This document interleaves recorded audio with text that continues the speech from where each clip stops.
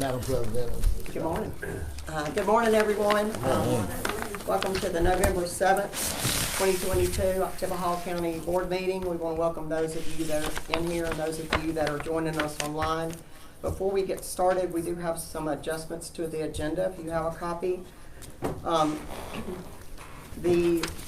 Starkville City Activist Group for the Longview intersection will not be coming. I do have an announcement from Mr. Caldwell about that, John Caldwell, our commissioner. And Ms. Phyllis Benson needs to come in with an application for the USDA for pumper trucks, so we're going to put her in that location. And I do want, before we get started, just to remember Mr. Dick Hall today, our transportation commissioner, that they're laying to rest today, and what a wonderful public servant he was to the state of Mississippi for many, many years.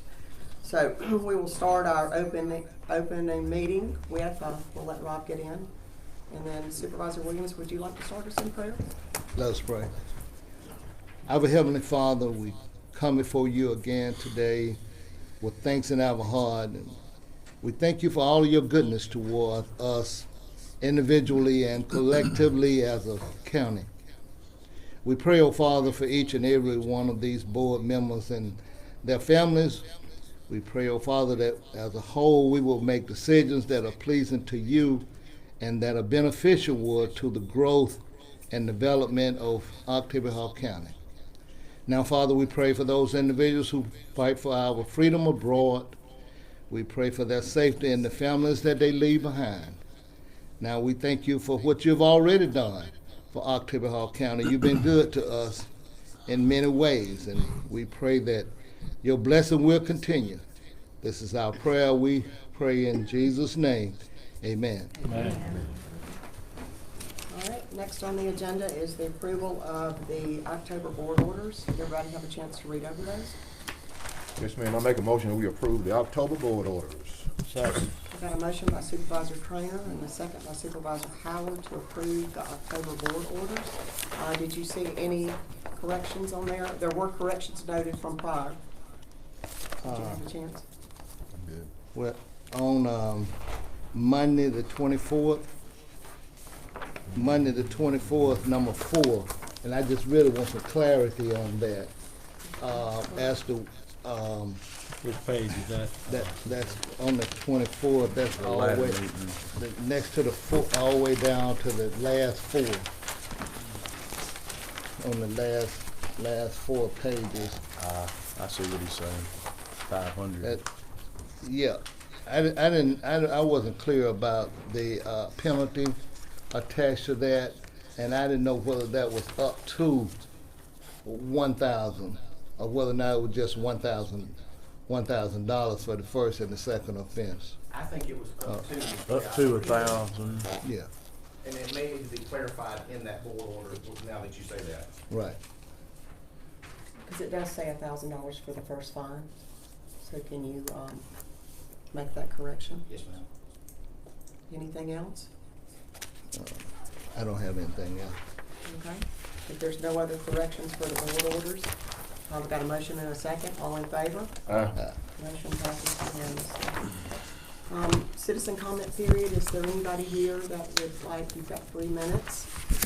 I do have 2 emails that was sent to me from citizens that they asked me, could I read them during citizen comment period? Would that be okay? Yes, go ahead. Okay.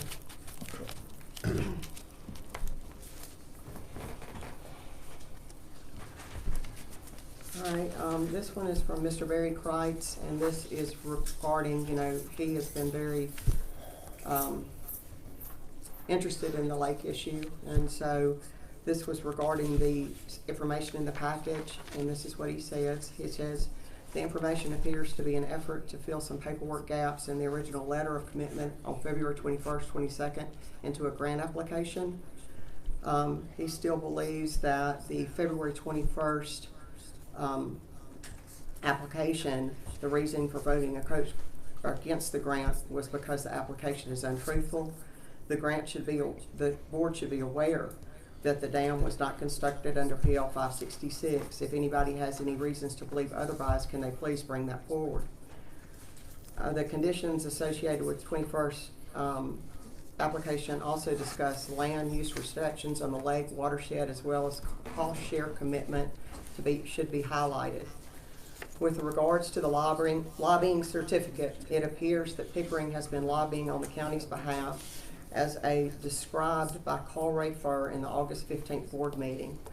The board passed a motion recognizing that Pickering firm, MSEG, and Wagner Engineering were one entity in the eyes of the board. At the very least, if we have not directly compensated Pickering for their lobbying efforts, they should have lobbied on behalf and at least by appearance been compensated by contracts for a 30% design on budget being awarded to the MSEG. Are we not required to fill out the standard form LLL as associated in lobbying certificates? I also bring up the fact that the Pickering firm continues to perform what appears to be work on behalf of the county regarding the grant application. With regarding to MSEG, it is worth highlighting the funds have been expended with MSEG. The 30% design and budgets are overdue. What is the status on that? With regards to the Trimcane Watershed Project and objective, what is the objective of the study? How can we vote moving forward with a study that we cannot define the purpose of the project? And he hopes that the board will wait on voting on this until NRCS can come and discuss that with us. I also have an email from Mr. Seals. Mr. Seals first wants to talk about that in the August 15th meeting that it was shared that we would get $13 million to build the dam. But that's not what any of this stuff is. It actually is studies. He wants to bring up the fact that we did do a board order to discuss decommissioning, and the day that we were supposed to have that was when Mr. Fur came in and announced the $13 million, and so we've never looked at that option. He wants to know what exactly is the Trimcane Watershed Project, because there's actually a creek that the lake actually runs into the Trimcane Creek further on down. That's not the creek that feeds the lake. He said the funding seems to be tied to the February letter, which doesn't mention anywhere in it a Trimcane water project. He asked that we postpone the vote until the NRCS comes out and does that. He also brought up the point that if all the SF 424XX documents forms were required, how did the NRCS approve this before getting them? He had that question. And he asked about the lobbying. He said that he believed that we should get a written opinion on that, and asked that we could please do that. And his last thing was that the NRCS shows $2 million for planning and 1.5 for design, with no definition of scope of work or plan. Where do these figures come from? So those were what he wanted to share on the issues that we're going to talk about at the end of the meeting. Can you share the email with us I in the will. public? Yes. I'll be Forward glad those to. emails to the board and also to the press too. I'll if you be don't glad mind. to. Absolutely. I have one email that this is the appropriate time that I've got, and it's to do with a different subject matter, but it's dealing with the property located, used to be the old hospital, the property to the left that has now been sold. Just for y'all to know, Mark Castleberry has purchased that property. More than likely, the Korean church will be moving into that property. The residents on the road that is, I guess, parallel, or it operates perpendicular to the road that runs in front of it, or behind the hospital, the old hospital. They're asking to make certain that, and letting you know that they are in favor of allowing the church to operate and use that building. However, they are concerned with if there are any changes to the property we own, as well as the property that Mr. Castleberry owns. If a lot of the trees are cut down, they're concerned that it may create water flow into their backyards, creating a problem. He did want to say that they're all in favor of us redoing and doing whatever we need to do over there. I didn't want to read the whole thing, but basically his concern is to make certain that you're aware that there could be a grade difference where it would dump water onto their properties back there. And this is signed off by Jeff Hosford, Mr. Sean Sullivan, Tom Ball, and Mr. Charles Fulford III. So I just wanted y'all to be aware of that, and I will have a copy of this in your, I just got this weekend, so I'll have a copy of it for y'all. Good deal. Is there anything else? Yes, sir, go ahead. Good morning. Good morning. We have been blessed. Man, Finally, Friday, I got 2 emails. One. We know who you are, but can you announce for the people Okay, listening? Dwight Prysock with East October Wastewater District. Thank you so much. We got an email that says you have been selected and approved for the matching funds. And later got an email with a list of all the projects that have been approved to date. And I brought a list of that for Ms. Farmer to put in your packet. We're gonna try to put things together and come back on the 21st, hopefully with more detail to get locked in what we actually have to do to make the project go. I also had a discussion with the board after the last meeting. Mr. Supervisor Montgomery and Supervisor Howard talked about going west. The board's intention is all of Oktibbeha County, not just in East Oktibbeha. I'm also working on a petition to annex additional area into the district. And at that point, we will suggest you rename it, and the board has that authority and right, to Oktibbeha County Utility District, and also authorize the district operating water systems associations. We've got some in the county that may want to merge with the district. They're small, and the people are getting old and not wanting to do it so much. So just wanted to give you guys an update and tell you where we are on that, and that we have definitely been blessed. Congratulations. Good news, thank you. Thank That's you. good news, that sure is. Matching money. Lots of money. Yes. Lots of help we can do to people in the county. Absolutely. Make it better. Definitely investment that future generations will Yes. enjoy. Thank you. They like federal funding. Yes, ma'am. Yes, good Your morning. name, please? My name is Yvonne Ellis, Yes, ma'am, Ms. Ellis. and I'm here on behalf of the Education Association of East Oktibbeha County Schools. Okay. And we are wanting to know what is the status of the authorization for the recently approved historical marker for the property out at the old B.O.S school.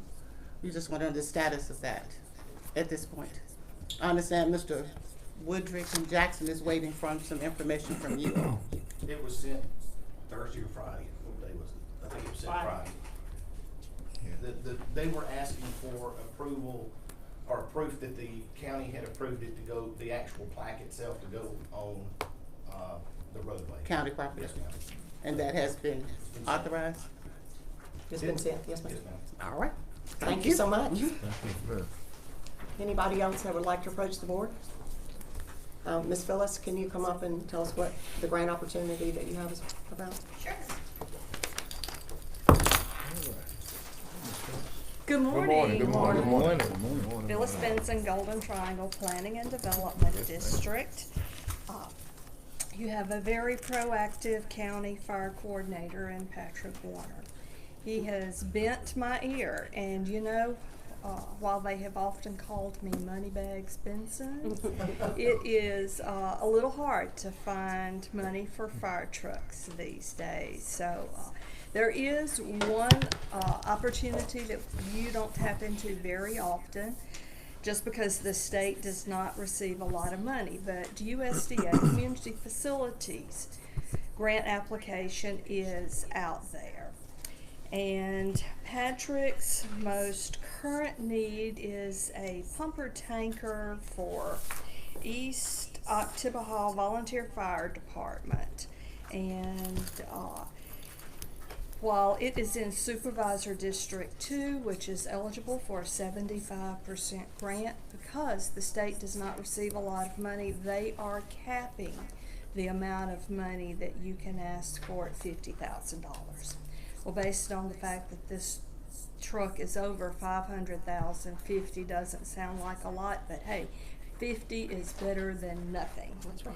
So, and you know, while the grant money is there, they're not going to give it to you unless you ask. So, applications are accepted at any time, and as always, the Planning and Development District does not prepare any applications without board approval. So, working with Patrick, the Planning and Development District is asking that you allow us to submit an application to USDA for a pumper tanker for East Octibaha Volunteer Fire Department. So moved. Second. Got a motion by Supervisor Montgomery to accept the application for the pumper from USDA, and second by Supervisor Howard. Any further discussion? All in favor? Aye. Motion passes 5-0. I'm going to That was East Octibaha. And it will require a public hearing. I'll get that notice to the paper and I'll conduct it outside of a board meeting, and I'll come We'll back have to get to Ms. you. Livingston to sign it when she gets back to. Sure. Okay, thank Thank you. you. Thank you, Ms. Phyllis. Okay, I wanted to, since we had the Longview thing on here, I wanted our commissioner, Mr. Caldwell, I had been in contact with him after the last wreck that we had on Highway 25 with the school bus, so I just wanted to share with y'all what he shared.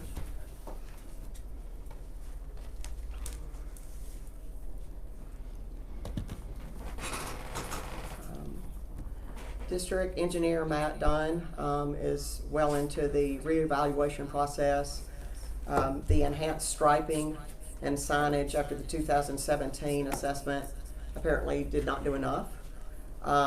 He said that he has a count of how many accidents they've had, including in the last year. It seems to be most of the accidents which are far side collisions. Drivers crossing Highway 25. He is working with MHP and their own traffic safety division to come up with a solution. And he does plan to come up himself and personally address the board on that. So I just wanted to let you know that there are people, I know they're on the list to talk about that, and there maybe is a petition being started, but that is already in the works. So I didn't want Again, to share that. could you share that with the rest of the board and the public, that email? It was a text message, but I'll be glad to pick it Yeah, up, put if it you in don't an mind. email and. Yes, ma'am, if you Okay, don't mind. all right, not a thank problem. you. Thank you. Thank you. Okay, we'll move down to our next presentation, which would be from the Integrity Group, Ms. Debbie Judon. Morning, everyone. Good morning. How y'all doing? No need to go Like into, a no need to summer go into morning. executive. We might as well throw executive session out of anything we do. Amen. Yeah, Because it you're seems right. like when we go into executive session, we should never go into executive session again. Yeah. Because we know that everything we talk about is already out. So we know we just keep it in open. So everybody Sounds see. good. You're right. Is this the same one we had?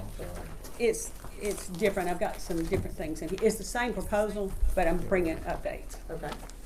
Yes, they didn't change. Who needs to go? Okay. They didn't, let me get my,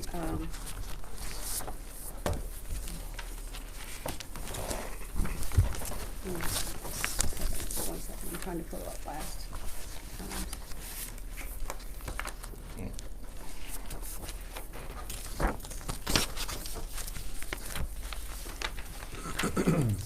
Okay, on, as I told you all before, about your claims and everything, and the quote that, the stop loss company came in, they've been with you since 2014, they came in with a rate hold on it.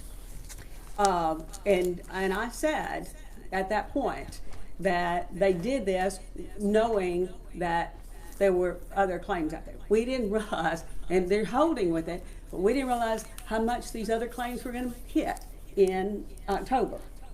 You had a member that we discussed that had open heart surgery, and at the time, their claims were about $43,000, but they had open heart surgery, and now they exceed $100,000.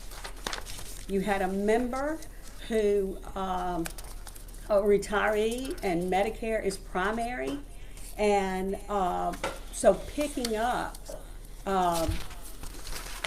even after Medicare has paid primary for this person, her claims are now exceeding $100,000. That's not total claims. That's the claims that the county owes. So that's also your claims have gone from I think that I brought the information, but they were at 4.5 million. Through October, they've gone to 5.2 million. And I think that they were paying out about your payments. Blue Cross paid out before right around $1 million. Now they paid out 1.2 million, 1.25 million really. Okay, the next thing is this. If you will pick this up. Let me see what you want. Right here, behind that one, that's the pie chart. Yes, sir. Okay, you can see the claims, the paid claims here. I've obviously deleted the names, but as you can see, there's your $100,000 claim. The other one was $99,000, which was right at 95. And you've got other issues going on in here that it just. Any questions about the claims? And these are just different. This is the ones I individuals. gave it to you. That I give you this report every time, and the one I gave it to you on October 24th were claims through September 30th, and these are claims through 10/31. Okay. To the end of October. I got you. Yeah, the 318,000. Yeah. Is that really paid claims, or that's the claims that? All of That's- these are paid claims. The 318 this past year had a $210,000 laser. So the county, on top of at 210,000, the reinsurance company picked up and started paying. So Right, they've at paid out 210. about $108,000 on it themselves. And So Blue Cross paid the 262,000. no, this is Plus. the total. That's just the first claim. That's what the amount of on the top. That's the cost of what they did with Z5112. Yeah, that's just for that one. That was just No. for that one. Right. And code. the paid claims total is Right. 318. Right. Okay, and then this just tells how many people on this one, how many is enrolled in your total paid claims through this. Your claims in review are $553,000. Now, we know, or we believe, there's a person on here with some claims, and Medicare is primary, and they're in medical review. Now, you've got a new person to show up on here that's already right at $42,000, and it's in medical review. And I checked those claims, and something's going on with that. I don't know what's going on with that, but that hit in 1 month. This person had minor claims prior to October. So I don't, because it's all in review, I can't see what they're reviewing. I don't know what is submitted, because I looked at the actual claims of their actual claims, and it was just minor. It was nothing like this. So I don't know what is going on with this person. I have sent an email to Blue Cross to see what this is about. But that just showed up this month. Also that your pharmacy rebate went up again, but this is money coming back to the county. And it's over $89,000 that has been reimbursed to the county for pharmacy. Okay, I'm gonna go over some concerns now that have been voiced, and we're going to address those. It was, as I tried to explain in the last meeting, that your stop loss company wanting to, if they're the enforce stop loss, they want to get all the information they can and then give you the information and give you the final information. It's going to be your final, those were your final numbers. Now they did this, like I said, without even seeing the October claims because they had not hit. They stopped theirs. And it's my understanding from B.O.S that the other company, they have to see through 10/31. They want to see before they give you a firm offer through 10/31. So, and here's a letter from the underwriter. You can see here. And I forward this to B.O.S, Indiana, and it explains how they do their renewals. And it was exactly how I said. They are going to give you a firm offer. They are in here, they've been in here, and they want to give you a firm offer. So the numbers were, they gave a firm offer and then those numbers were shared to another group to get to get their number? Is that what? Well, it's my understanding that because there was no rate change, that the rates that are in place right now were shared. Okay. Okay? But some of the information was incorrect. Would you stop? Would you back up? Make sure I'm clear in what you're saying. Are you saying that our administrator shared some rates with somebody else? Yes. I just want to make sure I'm clear with the allegations that Yes. you're saying. Okay. All right. And this explains, and so what could have happened, we had the firm rates. We had them in. It was better than having a contingent rate. I explained that earlier. Now I have no idea what, but she also said that she didn't give any claims information out. So the only way that they could have given rates is to shadow ours. It's because if they had no claims information, and that's what I was told, they had no claims information. And in fact, when we're on this, I was going back through and preparing for today, and I noticed an email that it had been requested that I get census data together. And I did. I got it together and sent it to them.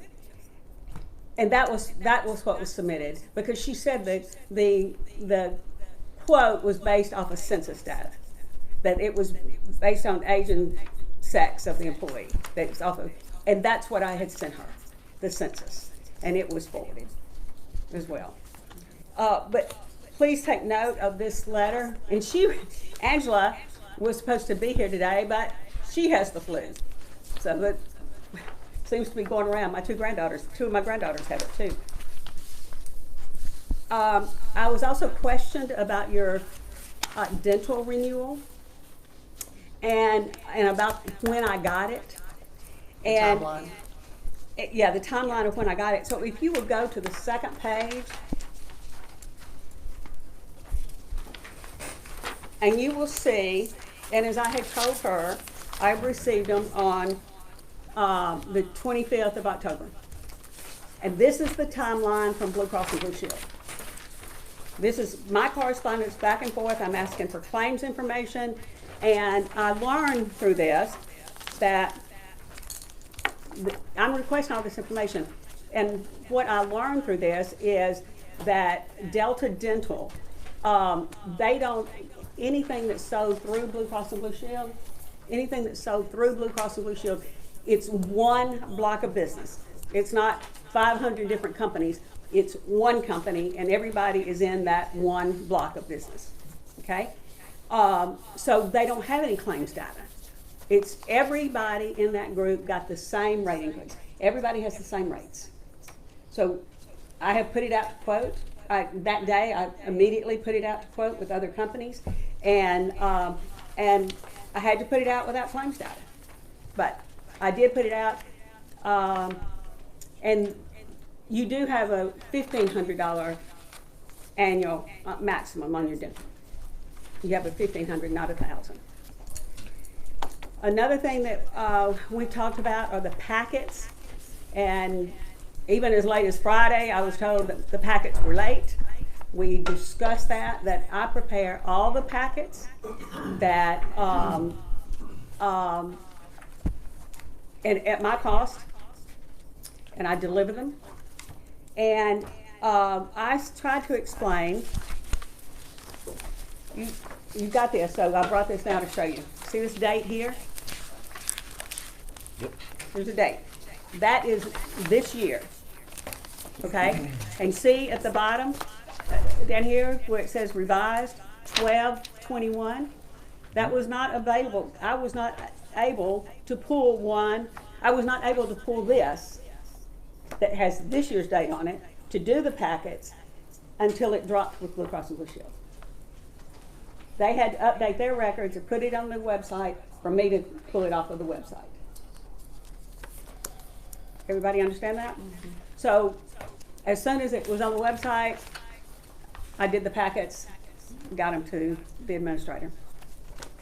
This one is very important. This document is very, very important. This is a list of the employee or dependent who either met their deductible, met their out-of-pocket, or met both. And if you will see, it comes down and it shows, and it tells in the first column, it says what it's a child or a spouse or the employee. It tells who the individual is and what it is. Okay, on the deductible amount, you can come down. Now your deductible is $525. You can come down, let me see, I wrote my numbers down here. I can tell you what. The second one is non-network deductible. That's very interesting. So if you look through there, nobody went out of network, which is good. The Blue Cross Blue Shield network is massive. If you go to the very last page, and that is highlighted, it's non-network out-of-pocket amount, network drug deductible amount, non-network drug deductible amount. Can you see it's all zeros? Yeah. Not one member was able to locate an out-of-network position. Everything that they've done is in network. On the last page, you will see the total amount of deductibles the total amount of deductibles, the amount that's spent through September 30th. So this number is going to be much higher. Is $42,000, right at just a little over $42,000. If you go across and the non-network, the network out-of-pocket amount is a little over $123,000. Now, if you change from Blue Cross, the other company may or may not, and they can answer this, give you deductible and out-of-pocket credit. How that is going to affect your employees is this, because your year starts in December. Okay, if they pull you away, they're going to start all over with another company, and they'll start all unless they give you out-of-pocket and deductible credit, which is a large number here for them to be given to you. If they don't, then all your employees will have to start all over with their out-of-pockets and deductibles. And then they'll have to start all over again in January because claims are paid on a calendar year. So they would have to, whatever, if they change, whatever in December, if they didn't give the credit, and I'm not saying they will or will not, I'm just saying that that's a possibility. That then it starts over again in January. So some people could have already met their deductible and out of pocket, and you go into December, all that's wiped away, they have to start again, go in January, they have to start again.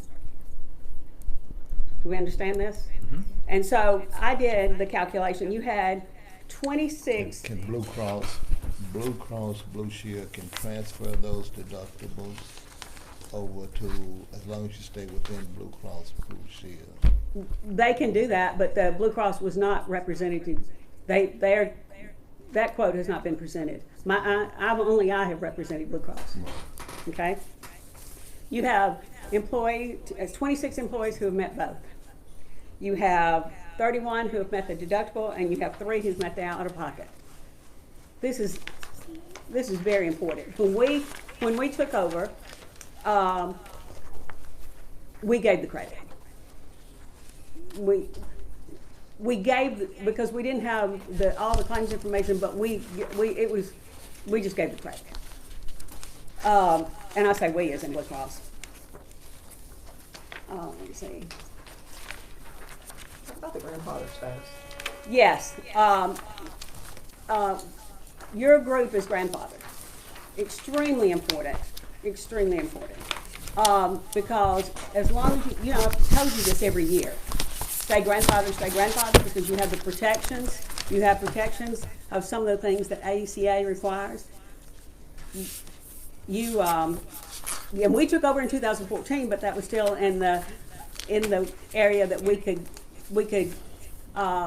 mirror your claims. Mirror your plan, and it still be considered what's considered grandmothered, but it's about the same thing. So I don't know if that's the way it is now.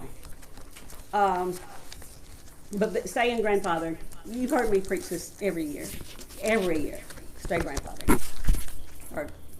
Because We're a little slow. I'd like to understand that a little bit better, because I'm gonna have to write these minutes and probably be answering a question later about it.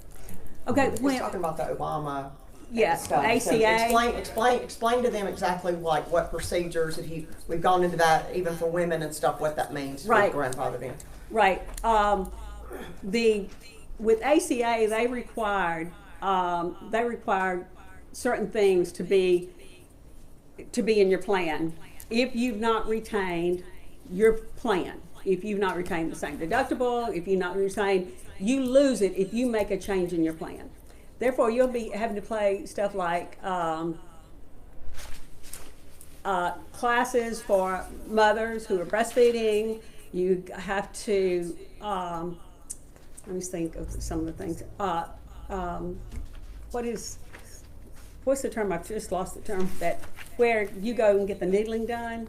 Or acupuncture. Acupuncture. A lot of services that people use that will not be Available. something like things for mothers too, like what maybe. Well, with mothers, I mean, it's certain things breast they pumps pay, and but things like yes, that. the pumps they I want. think that Right now, you don't have to pay for the breast pumps. And it's just, and I can submit that list to you. I meant to get it. I was getting all this other information, but every one of my groups that I had in 2010, when the change made, are grandfathered. And Blue Cross, and I love them to death, but when we get the renewals, they'd say, I've even had them go and say, grandfather status is not that big deal. As time came on, I was getting less, my renewals were not getting the increases that those who had lost their grandfather status. They had some protection. So Is there a dollar amount that you could put on that, on the sense of what someone that is not grandfathered as opposed to somebody that is grandfathered? And my second question to that is, could we not be grandfathered under someone else? I don't know. I know that the reason we could continue to keep them grandfathered, which was extremely important to the administration at that point, was because it was 2014 that we did it. And in 2015, it changed. That's when ACA hit, then all the changes. So. talk to us about the staff and what it means to have an attorney on staff. Do you have one, an attorney? I have, and yes, explain I have. exactly what that means as far as like calling for legal advice and who can and who can't. Okay. I have one on retainer. And this board well knows that I've got one on retainer because you've used him before. But here is the deal, is while I have him on retainer, you have to engage with him separately. He can't come through me and be your attorney. You have to hire him to be yours. And I think it's the same with in-house attorneys, that they can't represent you because they are the attorney of the company. See, just like Blue Cross has their attorneys, and they can't represent anybody else. They can give advice, but they're there to protect Blue Cross. When you say you talking about the individual person, or are you talking about the county? I'm talking about the county. Okay.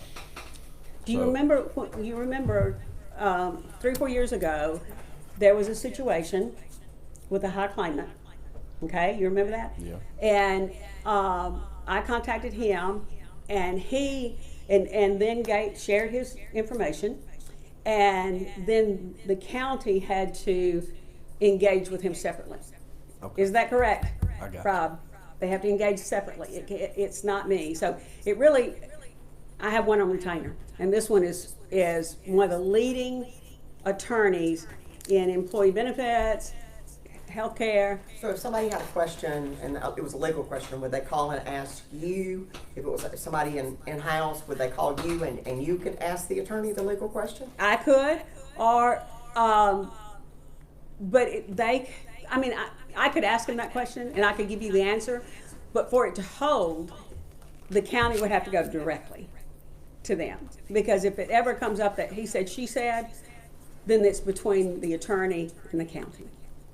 And not what I've relayed, because that just puts more liability on maybe what I've relayed. So basically, your attorney represents you. No, And- no, I mean, haven't. I understand what you're saying, but as far as going through you to the attorney, Now- it's better that the county hires that attorney. to Well, you represent have them. to. I mean, Okay, I okay, have him on yeah. retainer to ask questions. I understand, okay? I understand. That That's- yeah. if something, Yeah. I'm sorry, what did you say? It's the same thing. Listen, this would be very similar to an employee calling me about something to do with the county. I've answered questions like that before, but the truth is, I work for this board. Yeah. And regardless of what occurs, I work for this board. I'll be honest with you, if it was something that, oh Lord, when a lawyer starts telling you, they're gonna be honest with you. If an employee calls me and it's a question that I think may be a conflict of interest, I will not answer that question. I will tell them, you need to contact somebody else. So what she's saying is that the attorney is trying to make certain there's not a conflict of interest. That's correct. That's what she's saying. That's correct. Okay, in a discussion we had last time about there was quite a bit of discussion about my checking the reimbursement checks. Okay, so let me explain how this is. Wait a minute, let me get the letter. Okay, the first thing that was sent to me, and I said, the only thing about the claims information that's important to me are when they hit reimbursement. You know, I mean, I'm talking about because that's the only thing you're going to be receiving from our checks. You know, that's the only checks you're going to be receiving that I'd have to look at. Well, this is just one claims billing. One, you get them 3 times a month. Here it is. So, as I said, I don't mind doing that at all. I did it last year. I don't mind doing it all. And we've had that discussion, no longer have to go over it. But when, and then I was sent the checks. And I knew on this person I knew how much the total claims were, and I knew about the checks that were sent to me. And so I sent an email back and said, it should be in your packet. I sent an email back that said, okay, here it is. What the amount was. Then it was responded to me that they sent me the attachments because I asked for the attachments. So without the attachments, you cannot tell which claims were paid. You have a check for the amount, and that's it. I needed the attachments to see which claims were paid, and I could mark those off. Is everybody understanding? I mean, it's like, so I sit back and I said my number of what it was without the attachments. But I still didn't know which claims had been paid. So then, So in other words, I'm not meaning to interrupt. You knew the dollar amount, but you didn't know A, B, C, D, E, F, G, which ones had been paid. that's right. I didn't know, without the attachments, I did not know what claims had been paid. And I knew that there were some claims that had, as I spoke earlier, last time, there were some claims that were paid outside of your benefit, your plan design. They were paid outside of that. So in order for me to get down to which ones were paid outside of that, I had to eliminate all the ones that were paid.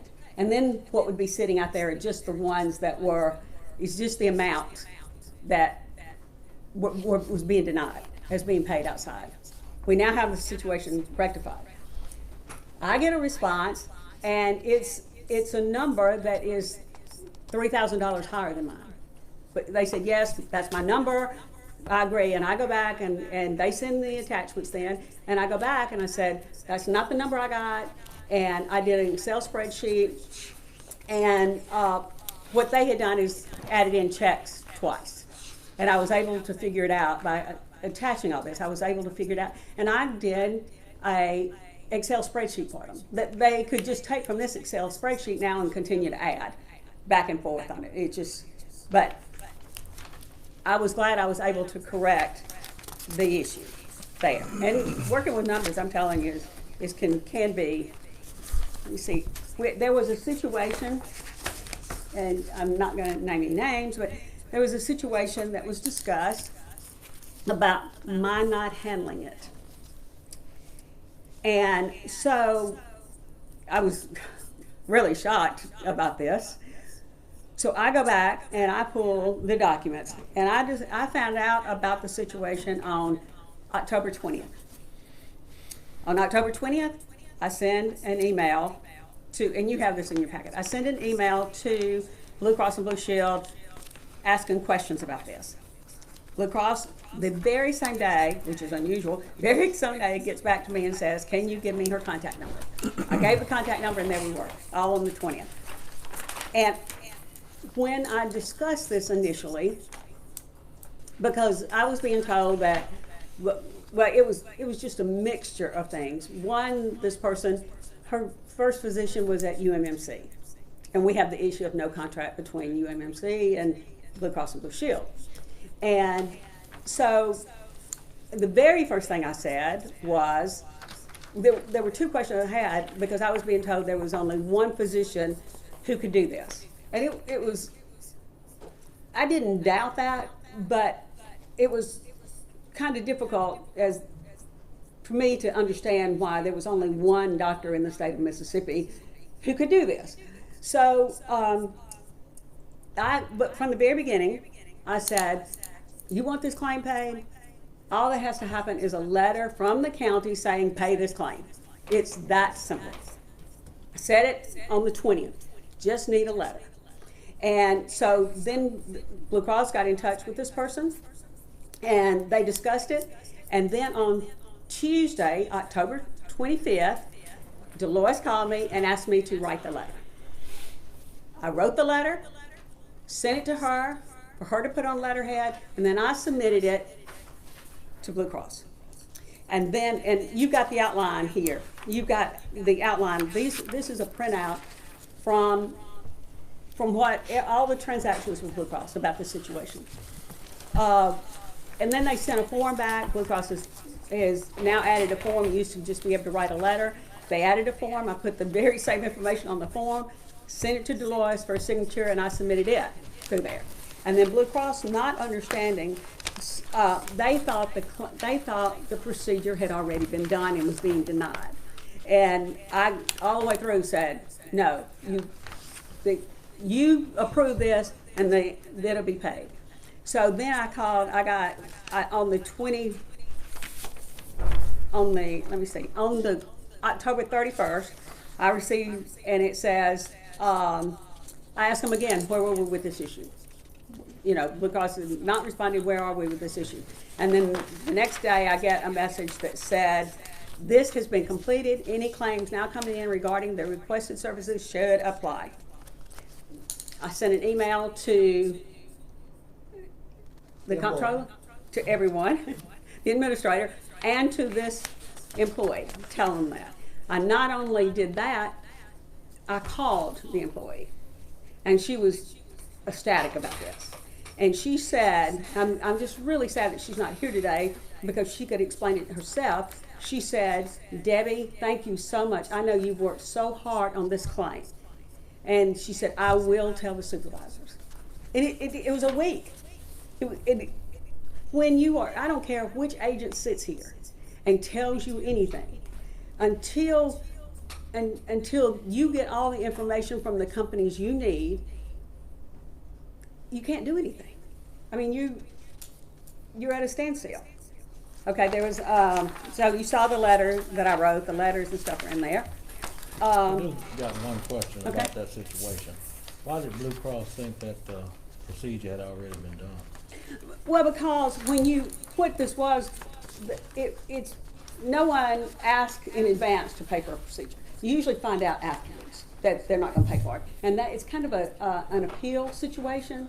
So they didn't realize that she had not already gone and all this, though I So said. the claim had been filed on this before it had been, I guess, No, I'm just no, trying to in the- understand this. Okay, in the past, the claim has been denied as not medically necessary.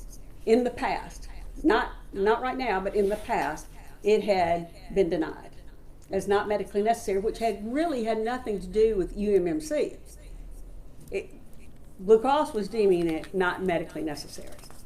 But we resolved at UMMC because Blue Cross recommended another physician who could handle this with no problem. So I know that I talked to Sharon on November 1st. Yeah, be careful calling names. Okay. I know that, sorry. You're good. And when I talked to her on the 1st, she said she had been to see the physician on the 31st, and they were just waiting for Blue Cross to approve it. And so I was excited that it worked out like that because she went, she was so excited, I'm excited for her that now all this issue, and she can just be concerned about her health and not a claim being paid. Let me see, I've got. Was there any out-of-pocket expense associated with this claim? We don't know. What I do know, what I can tell you is that, and there seemed to have been some misunderstanding about that too. I never knew the amount of it. What I could tell you was the amount filed on the earlier claim that was denied. I can tell you the amount that was and was denied. But I had no idea what this one would cost. And I didn't know until, I had conversations with her, Dolores, Deanna had conversations with her, but I was never told that the provider, the doctor, the hospital, was requiring her to pay up front. Okay? And I would never suggest that she do that. I would never suggest that she do that. I didn't know it. I did explain to her how the contract was working between Blue Cross, or the non-contract between Blue Cross and Blue Shield and UMMC. I did explain that to her, but never, ever did I suggest that she pay it up front. Never. Would never.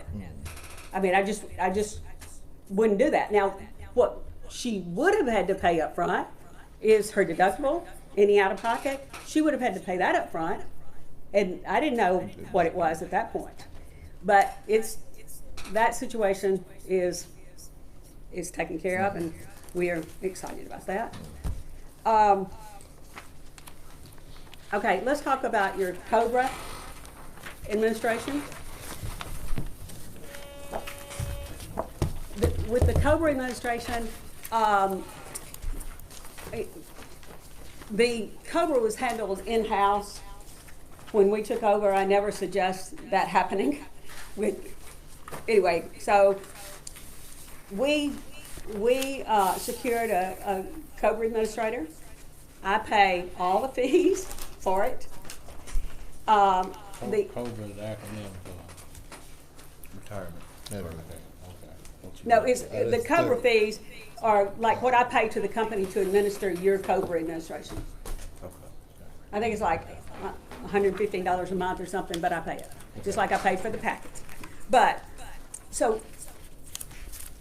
I paid the fees. Now, what happens when they terminate an employee, they send all the information to me. I terminate the employee from the different insurance companies, and I send information to the COBRA administrator for them to send information about the COBRA to the terminated employee. And then it's the employee who decides whether or not they want to continue with this. How long can you keep COBRA? Depends on what it is. Retirement. If you retire, or Well, if you retire, you can keep it or just keep insurance forever. Okay, say you so you just would terminate it, it's 18 months. 18 months. 18 months. If you are disabled, it's 29 months. And if let's say that, and this happened with the county, there were the death and divorce, and the spouses were on, and they got 36 months. So it depends on what happened. What happens, yes. So the COBRA company would send us the COBRA reimbursement checks. We tried to get that change over and over. We would deliver them. When I had Natalie, my office manager, she would just take it and deliver it. One of the things that was questioned about what I'm not doing is that I wasn't printing out the COBRA sheet that goes with the check. Well, technically, I wasn't even supposed to open it because it wasn't addressed to me. I knew it was a COBRA check because of what it was. If the address on that check had been correct, it would have gone to the county. They would have pulled the document that matched it. But it was only, at one time it was 2 people, but for 13, 14, 15 months now, it's up until May, it was only one person. So it really, it was no brainer. It's one person on there, and this is your check for that one person.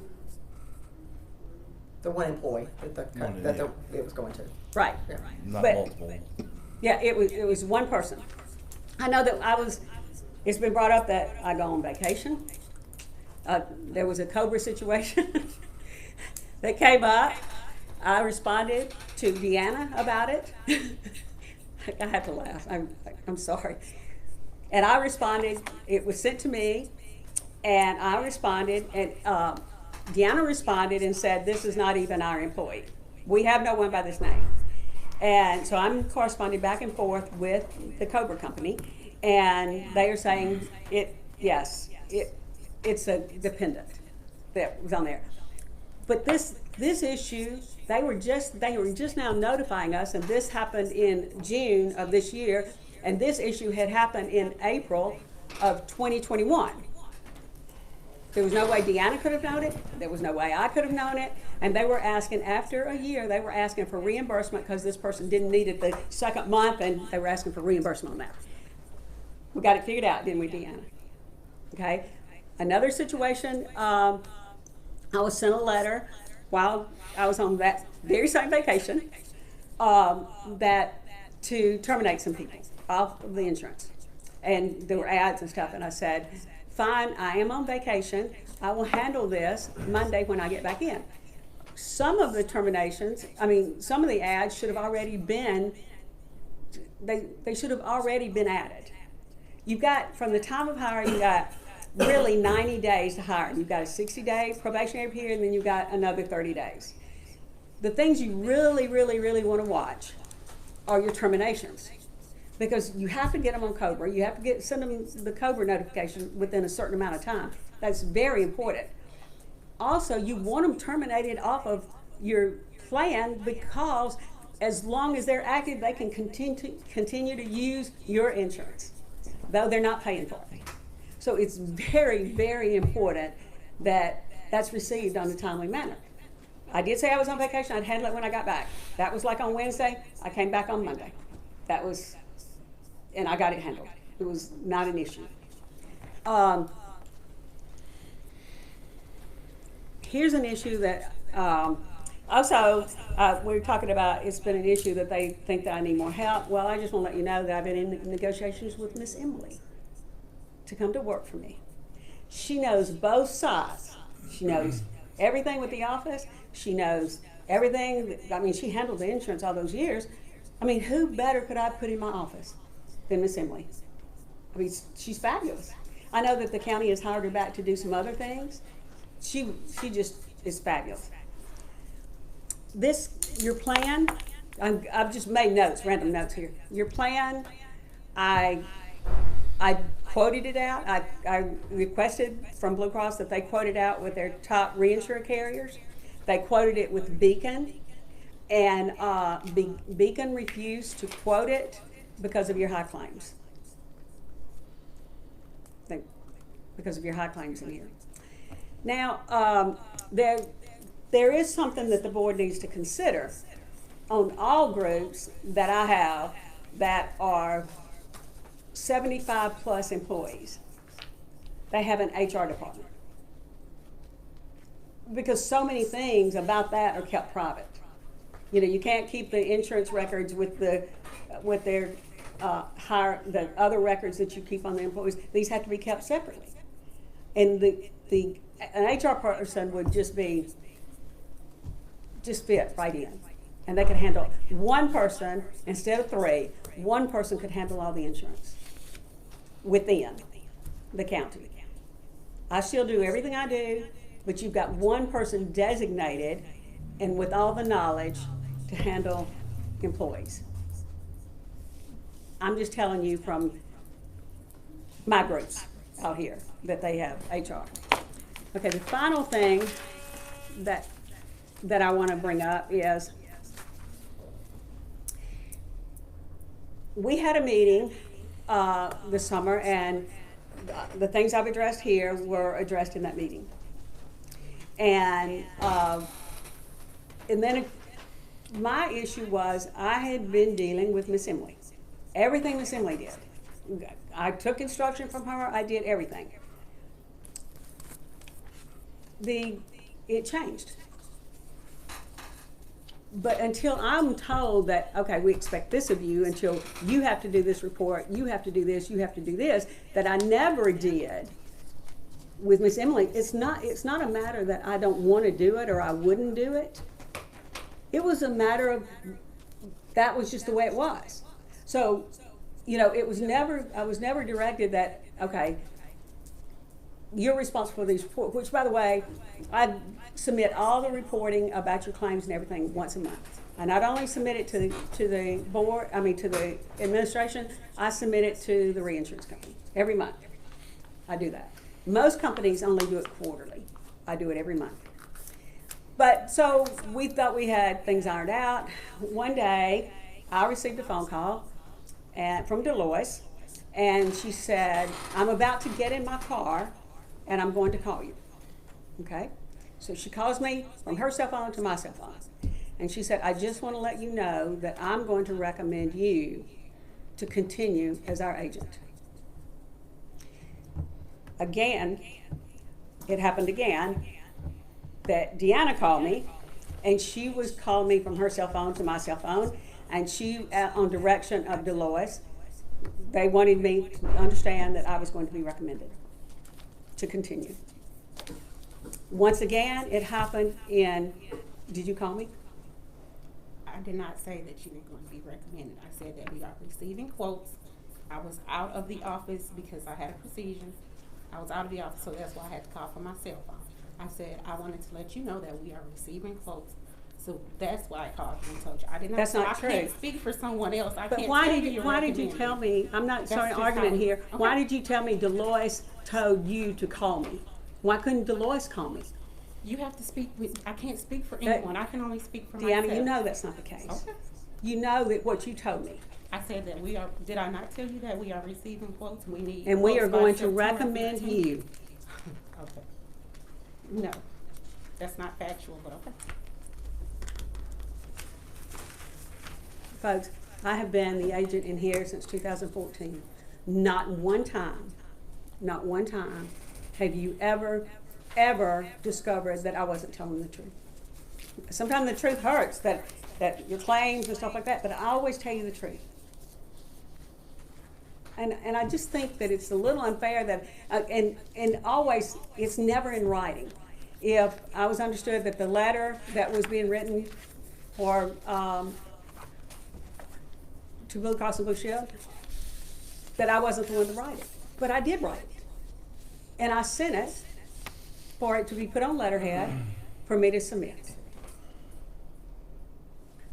Well, Ms. Judon, we appreciate you giving your presentation. We appreciate your service for all these years. And I know you went through and justified all these things that were said. To my knowledge, we haven't had a lot of issues with you. I appreciate you clearing up these things. I also appreciate you organizing the first responders function. And because that's very important. It was a wonderful event for all of our first responders, and that's something that you did. Not just for your love for the county and for first responders, and I just want to thank you for doing that. I have one other thing to address what you said. I knew you were putting it out for bid because I had already submitted you the information, not knowing that I was submitting you the information putting it out for bid, but I had already given that to you. I was told in the June meeting that you were going to do that. What date was set The day that, for us to receive quotes? I'm sorry? You knew in June that we were gonna put out? For Yes. quotes? Did we give you a date to receive the quotes by September the 15th when we spoke? No. on the phone? Okay. No. And the fact you didn't even receive the other company until to after September, like September 22nd. That's not my discussion with you. I'm just discussing what we talked about. Nowhere, I went back through, nowhere am I showing September 15th. Nowhere. Okay. It's not in writing. The thing that I do have in writing is from Deloitte, and it says that, where are my numbers, and do you have us anything yet? And I said, no, I'm working on it, I'm trying to get it. And she said, I would like to take it to the board meeting. The But second meeting. That's not me you're speaking with. You're not speaking with me, so I can't speak on that situation. But said you spoke shouldn't with you two someone be in else. sync? She's the administrator, I am the contractor. But what I'm saying is the only thing I received about any date was that she wanted to take something to the board on the second meeting of October. Ms. Judon, we, that gets into he said, she said, Yes. and so it's just really hard to, we do appreciate everything that you've done for the county for so many years, your service for the county. We appreciate you bringing all this documentation that clarifies any issues that were brought up last time. We do appreciate that. Thank you. So, thank you very much. Thank you. All right. Hub International. Brett Sampson. Oh. How are y'all this morning? Very good. Pull up some more chairs if you need to. We're good. Keep doing the talking.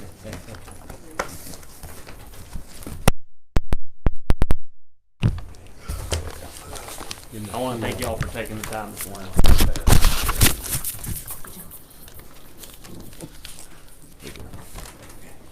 Alright, I got it.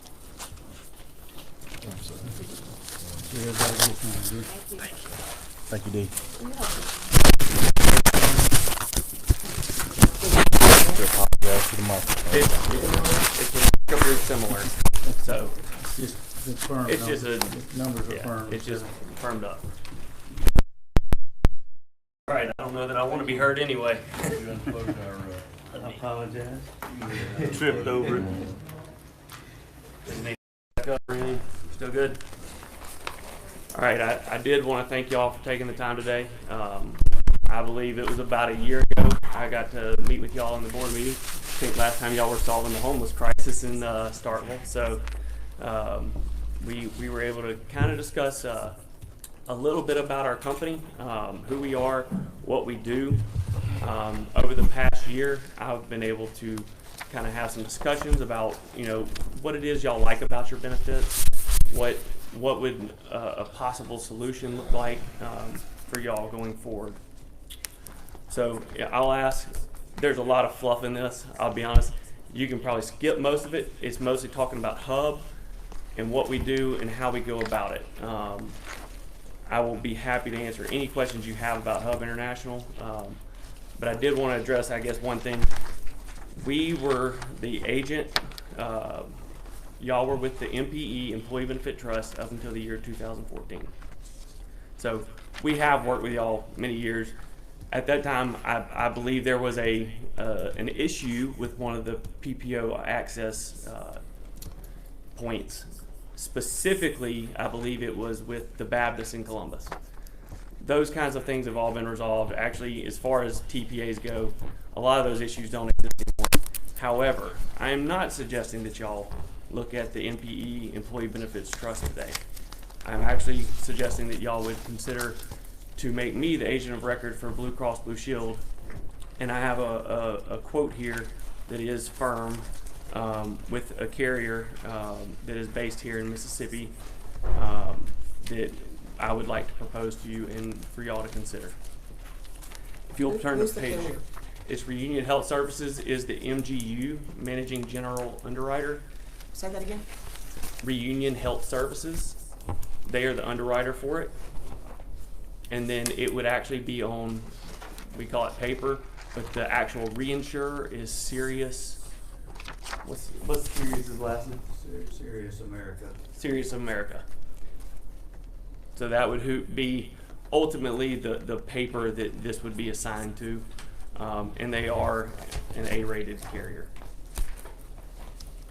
All right, if we can turn to page 10. I just want to give y'all the specifics of my quote here.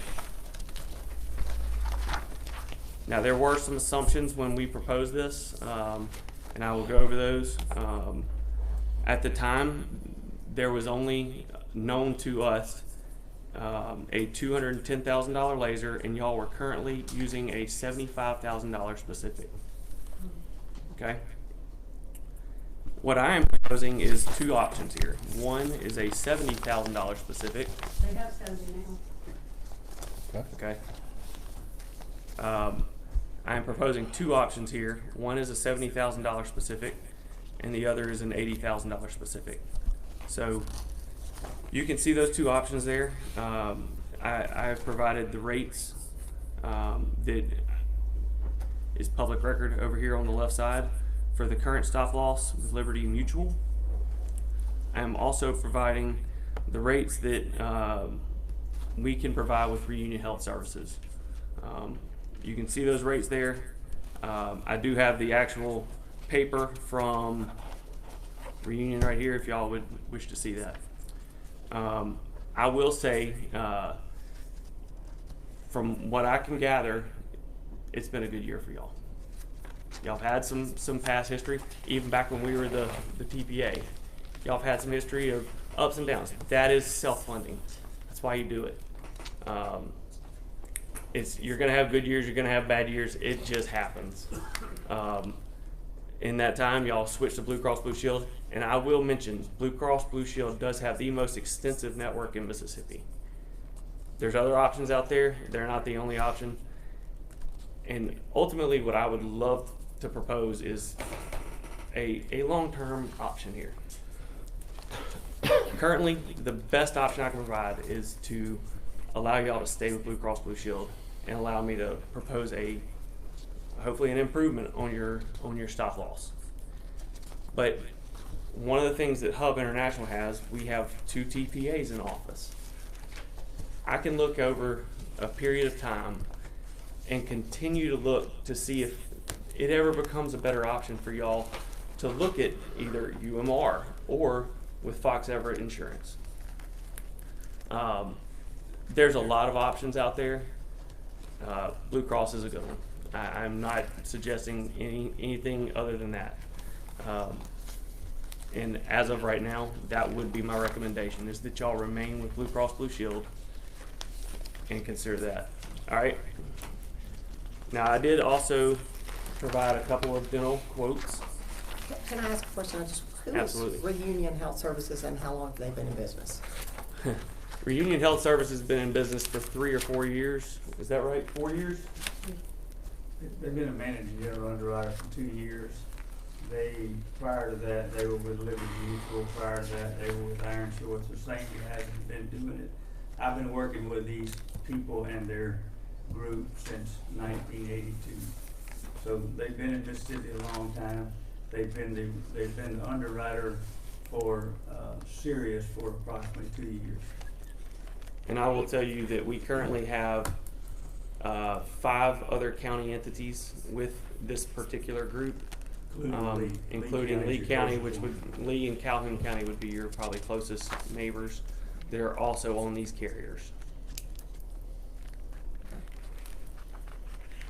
We have a very long-standing relationship with them. Is this, I see here it says 12 months. Is this 24 months right here? That is 24 months. I don't know how it just printer went a little nuts on that page for whatever reason. So if we move on to page 12, I do have a couple of dental proposals for you.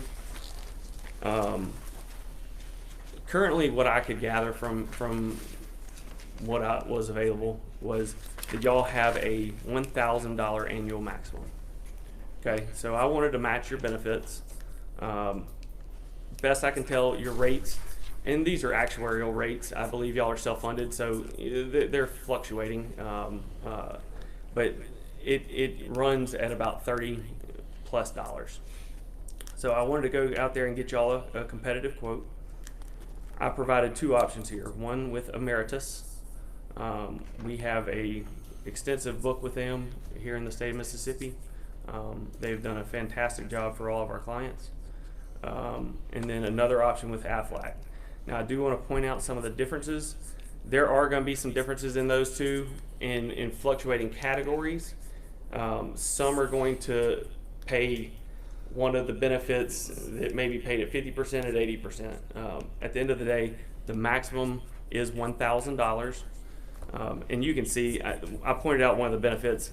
In the preventative, one of them considers a space maintainer as a preventative benefit. The others don't. So, I mean, these are minor category moves. A lot of times a carrier will do that just to make a plan slightly richer or less rich, depending on if premium is the most important item to you. So these are all things that can be moved around depending on how y'all wish to increase or decrease the premium. We can play with some of these categories. All right, so on both of these options, I have provided an orthodontic option. That they both include $1,000, and orthodontic is for children only, up to the age of 19 on option 2, and I believe it is up to the age of 26 on option 1. I will also point out that on the Aflac option, that is a $1,500 annual maximum as opposed to a $1,000 max with the Emeritus option. So, but there is one other caveat. The Emeritus actually has what's called a rollover benefit. They throw in a few other things, hearing aid protection, just a few other little truly gimmicky things, but they do add added benefits. So I just want to be fair to them and mention those. When you say rollover benefits, could you talk a little bit more about that? Absolutely. So every year, I think the way their rollover benefit, several carriers have it. I don't know if y'all have ever dealt with Always Care. A lot of carriers have this benefit. Traditionally, you would be, if you don't use up to, let's say, $500, you are able to carry over $250 to your annual maximum the next year. So it is an added benefit. It takes away that use it or lose it mentality a little bit. I just don't want to mention it like it's the end all be all. Somebody stated me on our book of business, I forgot like $20,000 of rollover benefit moved forward to the next year. Better than nothing. It is, absolutely. It is something, but that would not be where I would suggest y'all make your decision based on. It is a valid benefit. But I would, on this, I would mostly pay attention to your co-pays and your out-of-pocket maximum. Those are really the keys there. Having that $1,500 benefit is a substantial increase. And having orthodontic. I don't know if your plan currently has orthodontic or not. However, both of these are throwing in an orthodontic Can I benefit. go back and ask you about this? Where does it say on the other ones, it says, where does it say Blue Cross Blue Shield on here? It doesn't. So currently, the way that, I mean, these other ones say who it is, so, I mean, it doesn't say. oh, this. sure. Because this is strictly a proposal of your reinsurance, your stop loss coverage. That is what's being proposed here. I'm not suggesting any change from your current actual ASO is the proper term for it. Help me out here. Services only, administrative services Our only. recommendation to you is that you continue to utilize Blue Cross Blue Shield as your third-party administrator on a self-funded basis. We're asking you name Hub International as the agent of record so that we would have access to all the information. Our proposal is for the excess coverage on your plan, everything in excess of $70,000. That's what the proposal is for. Right now, so, I mean, Blue Cross Blue Shield is your administrator. You have a separate, completely separate contract with Liberty Mutual. So we're not suggesting a change. You're still gonna have a contract with Blue Cross Blue Shield, and we're asking you to consider Sirius through Reunion Health Services as the reinsurance carrier for your claims above and beyond $70,000. Effectively, to avoid confusion, because I was not asking you to change from Blue Cross Blue Shield, I just didn't put that on there. So, but that is the proposal. It is with Blue Cross Blue Shield of Mississippi as the ASO, and I'm asking for you to consider this as the carrier for the stop loss coverage. And then we will help you through that process of communicating the losses to Blue Cross. We will navigate that with you as your broker. And I did fail to mention a couple people. Obviously, Bill St. Cyr, he was here. I think Mr. Trainer was here back when we were the TPA for y'all. And I think prior to that point, we were there for 15 years. So he may be familiar. And then this is PK. I just refer to her as PK. But her name is Pam King Withers. I'm sorry. I'm still learning that. She just got married recently, so I am truly sorry. We just call her PK.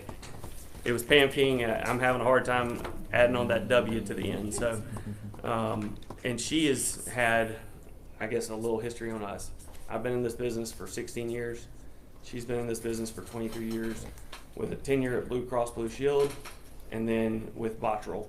And she has recently been with us for a year. For a year.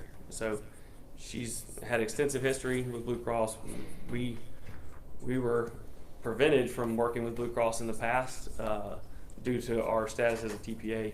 As Hub, we can represent Blue Cross, and that is happily what we are doing here. Okay, I'm trying to understand. The changes that you're proposing is who's going to be the administrator Absolutely of not. the policy? The administrator of the policy would remain Blue Cross Blue I know Shield. that Blue, Yes, yeah, sir. but I'm talking about who's going to administer The broker. the program. Who's going to administer the program, and then who's going to be the stop loss company. Yes, sir. Those are the changes. We're suggesting a broker of record in the stop loss carrier. And that is effectively on the medical. That is effectively what we are discussing and asking. And sometime in your presentation, can you explain what we had heard about grandfathered in? Absolutely. Or not? I would be more than happy to. But now, continue on. I was just. Well, I will return to that. If y'all would like to go ahead and go over that, or I can go over the No, vision proposal. just keep going through. Okay. I don't mean to interrupt. I'm sorry. No, absolutely not. I'm happy to answer any questions you have. And what I can't answer, one of these two behind me are very capable of answering as well. All right. So vision proposal. I don't have anything on your current plan, so I am just providing 3 options here. One is with Emeritus, and it's with the VSP network. VSP is considered by most to be the most extensive network in this country. So it would be a very extensive network. You will be able to go to the doctor every 12 months to get an exam and materials, with the exception of frames. That would be on a 24-month period. So that is typically considered the standard of most vision carriers. There are other options, including a 12-month frame benefit. I did not propose any of those here, mostly to keep premium reduced. The other two options are with Aflac, and they are actually on a 10-10 on this second option, which is why it's a little bit more expensive. That would be $10 copay for your exam and a $10 copay for your materials. So it's $15 cheaper when you go to the doctor on your materials. All three of these do have a 24-month rate guarantee. So we would not need to discuss the prices going up next year, even if costs go through the roof. All right, so let me go back to your question. As far as grandfather status, I'm torn on it. I don't think it's the end-all be-all. That is my honest opinion. I think there are some aspects that are saving you money, but I would also not say that the services that are added to it are not typically the most costly of services. They are provided for preventative purposes and to help the individual on the plan. However, there's several things you can do and still maintain your grandfather status. One, you can change broker. 100% absolutely can change broker. Two, you can change carrier. You cannot change benefit. I have a nice little flyer, and I will mention that our compliance department does share some of these guidances to help navigate some of these things. I have a nice little flyer that explains what you can and cannot do and maintain your grandfather status. That is a very important part of what we do. We have compliance department. We have HRIS consultants available to you, payroll consultants, wellness consultants. Those are all things that effectively are on retainer and are readily available to you as our client at no cost to you whatsoever. With a very few exceptions, I think we charge $200 if you want us to get involved with your HRIS, and that's only if we're helping you implement a program, and that's to avoid, in many states, what's referred to as rebating. So I don't see that y'all would want an HRIS system. Most counties don't have one, so that is somewhat of a moot point. But we have, and I think that's back on. You do not lose grandfathering if you do what two things?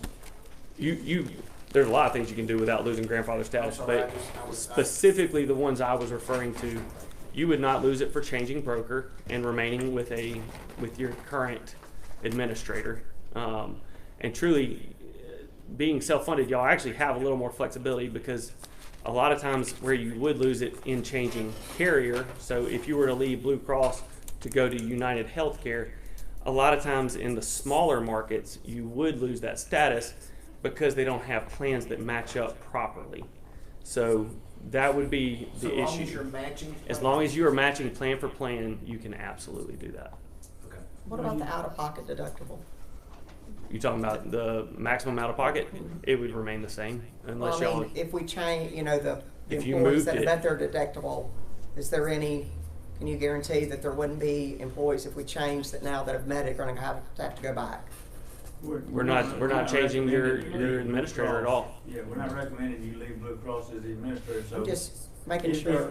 Could you- If let's say we were suggesting you go with Fox Everett, which we're not, we would request the information from Blue Cross and input the deductible and out-of-pocket limit in our system for the last month of the year, which is a pain, but it's what your employees need to happen. And we're talking about a gap. Y'all are a 12/1 renewal.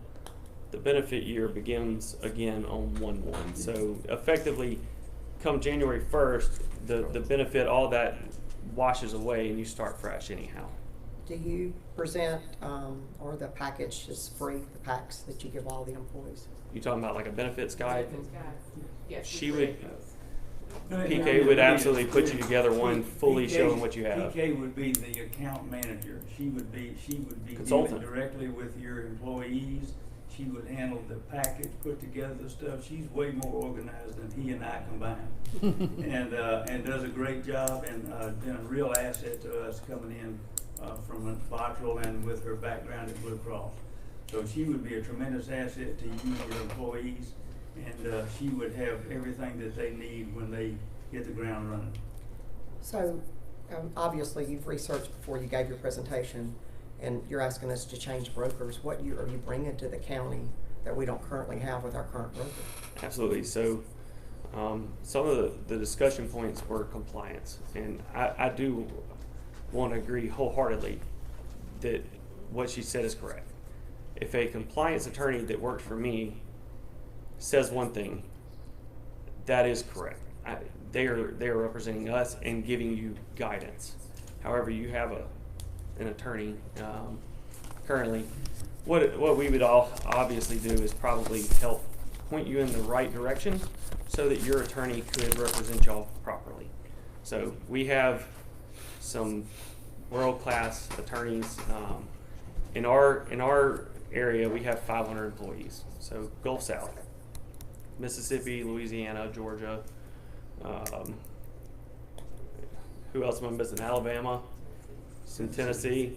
So we have 500 employees in this area. We have 3 compliance attorneys that are made freely available to our clients. And you would think that wouldn't be enough, but I can send a message to Carrie, who is our top regional attorney.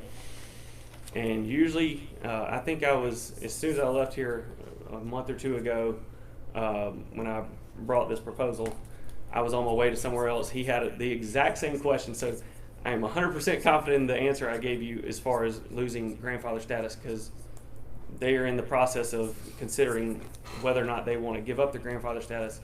And that was an email I sent to her, and I said, I need an opinion on this.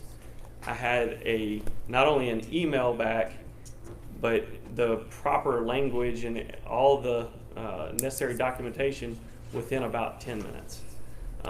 So we have those resources readily available. I'm also providing PK. Truly, that is one of the best assets I can provide you.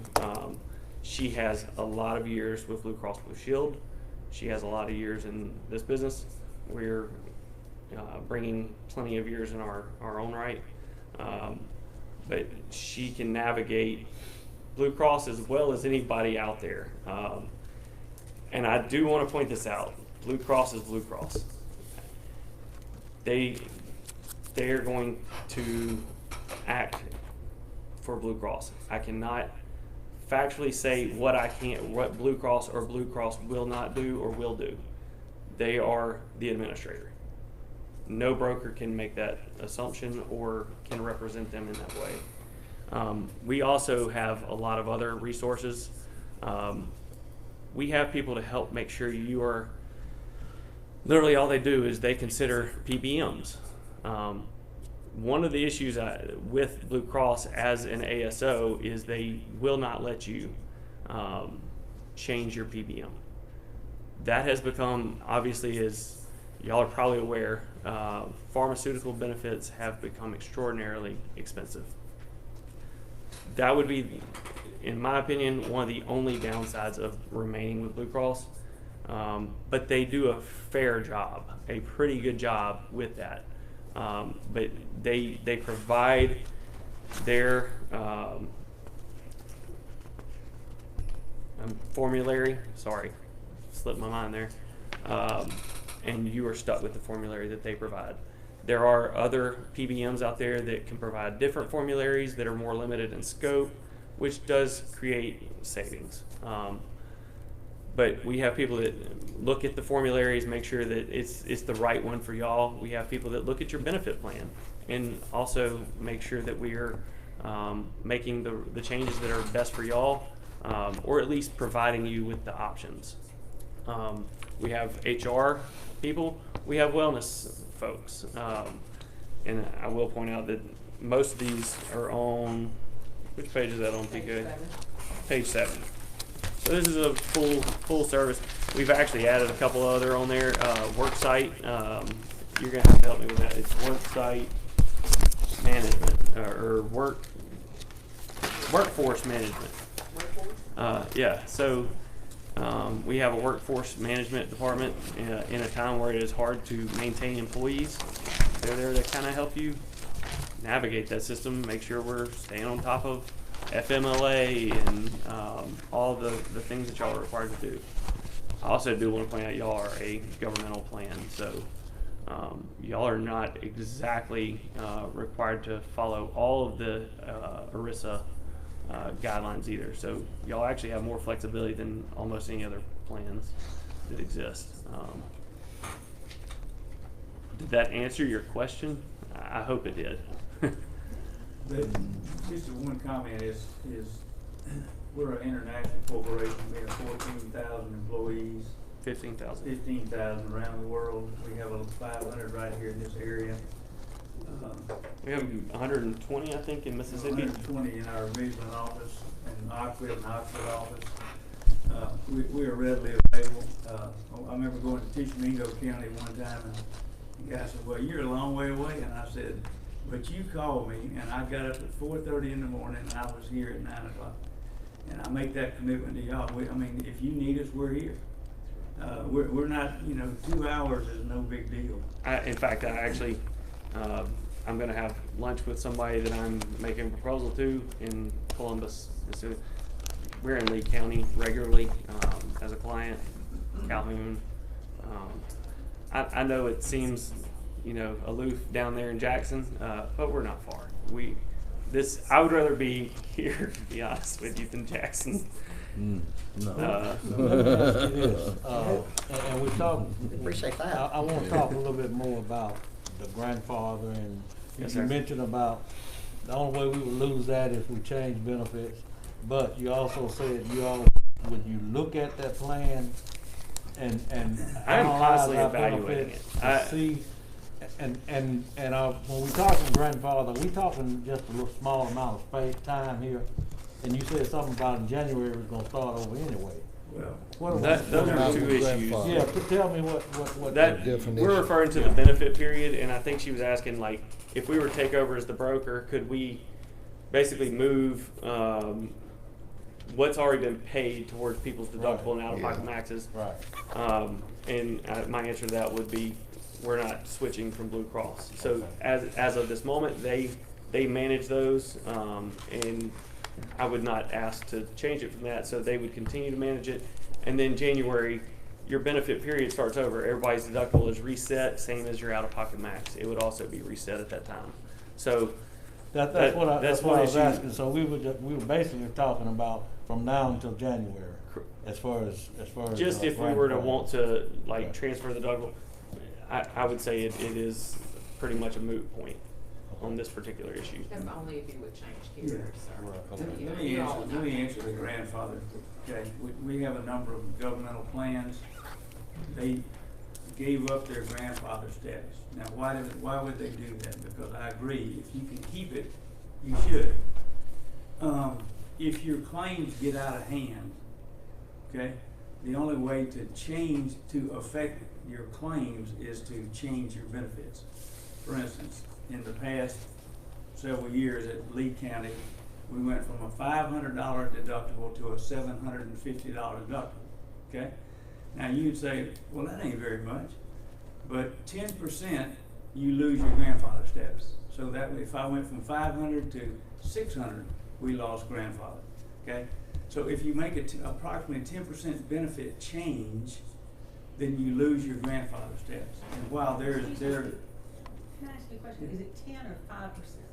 it's five, either one, it doesn't matter. It's the dollars and cents is not significant, but if you make a change, you do it now. You may need to make the change. If your claims are out of control, and you need to get the cost down, the only way to make that change is increase your deductible, increase your out-of-pocket limit, change copays. If you do any of those things, you lose your grandfather status. And that means you have to start paying for some things that you wouldn't have had to pay for before. And there's, unlike Debbie, I can't remember all of them. There's a lot. There's a bunch of, and none of them are huge deals, but a lot of them have to do with wellness, and a lot of them have to do with other things. So, as Brett said, it's not the end all be all, but if you make a nominal change in your benefits, which is why we're saying leave them alone right now, you only do that if you need to materially affect your claims, okay? So as long as if you don't change your deductible, you don't change your out-of-pocket, you don't change your copays, you continue to be grandfathered. You can absolutely change it to enrich the plan, but as soon as you lower the plan or reduce the benefit, so you raise your deductible, raise your out-of-pocket max, and I will say y'all have a rich plan. It's a great benefit for your employees. But if you were to have to make those decisions, that's when we would discuss it. But from what I can gather, I would not make that suggestion at this time. So, why would we need OC, B.O.S. For out-of-pocket claim negotiation? Why would we need that? Say that one more time. Why would we need y'all for out-of-pocket negotiation? Am I understanding the question right? Claims negotiation? So, Are you referring to the someone on network that proposal? you're gonna be with, why would we need them? Oh, no. Still Blue Cross. It's the same network. If you were to We're be- discussing if you want to look at something 5-10 years down the road, those resources are available. Yeah. I'm effectively saying make no changes to your benefit plan. Blue Cross and Blue Shield, if you go across the state line, they contact the next state and get their benefits. So there's not any negotiating for all practical purposes. But if 3 years from now, y'all were really mad at Blue Cross and said, we want to be self-funded, but we don't want to be with Blue Cross, we would come in and we would say, here's United Healthcare, they got an option. Here's Fox Everett, they got an option. We give you a number of different options. And when you do that, then we obviously have to engage networks to cover the doctors and the hospitals. I think there's been companies that have thought they got mad at Blue Cross Blue Shield and then found out real quick they wanted to come back to them. It happens. A lot of companies. But I do will that. tell you, y'all are not that far from a borderline. And so when we're talking about out of network, you're involved in the network of Blue Cross Blue Shield of Mississippi. They engage with the other Blue Cross Blue Shields outside of this state. So when you leave this state, you are no longer in the Blue Cross Blue Shield of Mississippi network. You're in the Blue Cross Blue Shield of Alabama. Right. They do charge a fee for your access to theirs. It is 25. You know what the exact percentage is?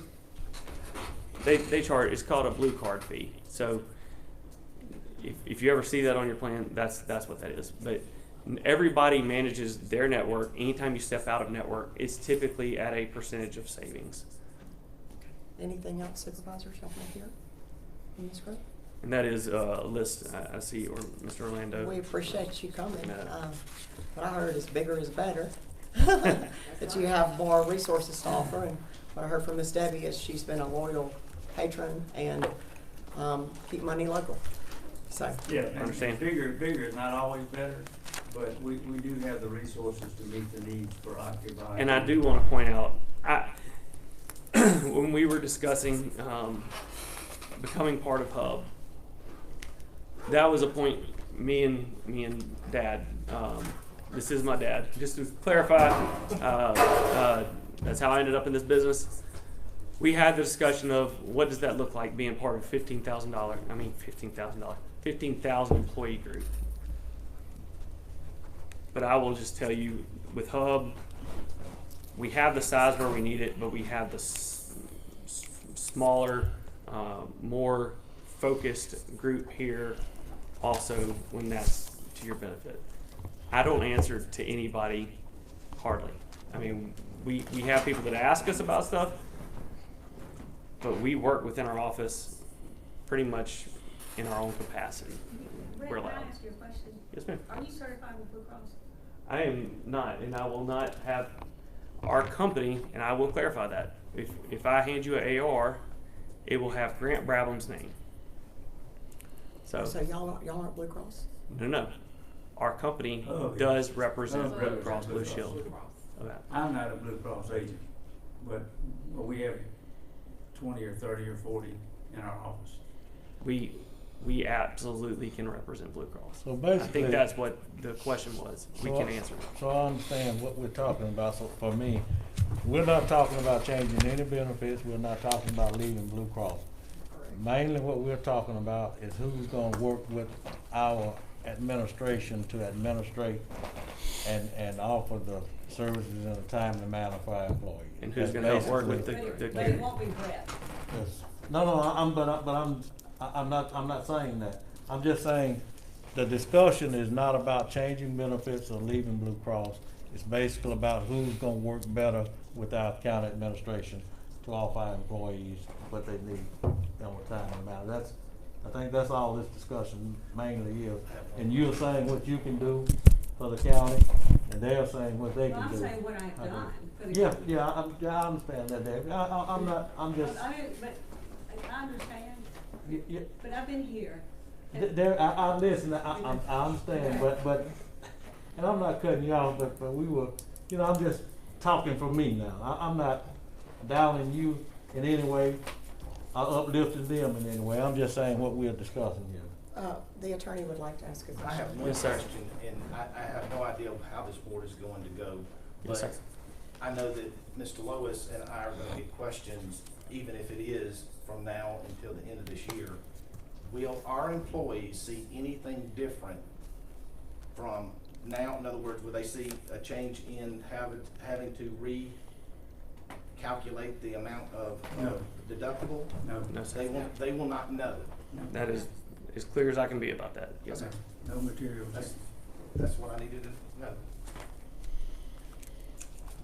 Thank y'all. Thank you very much. Thank you all very much. Appreciate y'all. so much for coming. I just wanted to let you know, I worked for Blue Cross too for years and went out on my own. Just 30 years here of insurance. Thank you. Thank you, Dave. Thank you, Ms. Gordon.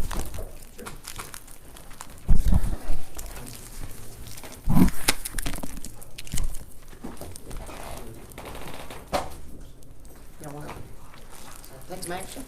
Y'all wanna do everything else and then come back to this, or do y'all wanna do this now? I'm whichever way y'all wanna go. I'm good. Can we, Mr. Baggett's been patient back there, can we Yeah, let's move get through forward. the other and Let's then move forward and come back. let him get on back down the road? Mr. Is that Bowden? what you want? Yeah, give you a little push. You owe me lunch for that. Yeah, I did a little push behind that. Good morning, good morning. Okay, I have a few things along the line of updates. Grass cutting, all of the sidelights are done with grass cutting with the exception of B Shop. And it likes West Point Sturgis, Maven Sturgis, Sharp Road, Big Creek, and some shorter roads in Sturgis. So what's the timeline on that? Because, and I'm just asking, because sometimes we don't get done in my district, Right. because it always ends there, so, We stayed a week and a half okay. to the middle of next But we week. are gonna finish. Oh, yeah. Okay.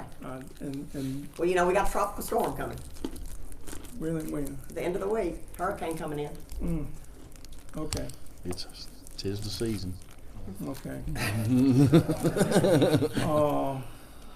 On the road surfacing, we have finished Muldrow, both Madden Seal, Muldrow, Osborne, Bluff Lake, Houston Thompson. And we had a small portion on Jeff Pay that we will probably finish today. You know, back there in the very back on Sykes Road, in that cul-de-sac where the water blew up and the whole, you think we might could go back there and top that? That gentleman called me again. Really? We can do that. You know exactly what I'm talking about. Good guy, but he's very thorough. I thought we were about done with him. Just the back cul-de-sac. Okay. We leave today. We'll start on Bartwell, and San Marcos, and at least get the mat rock on those. The contractor stated that he would be done with Harold, soil cementing on Thursday. And so if all goes well, that'll hit us just right. Our major concern now is on Bartwell, the hills. And that's gonna take us a little longer than it did on the other two long roads. But once we finish Bartwell and San Marcos, then Harold should go smoothly and relatively fast, as far as the surfacing is concerned.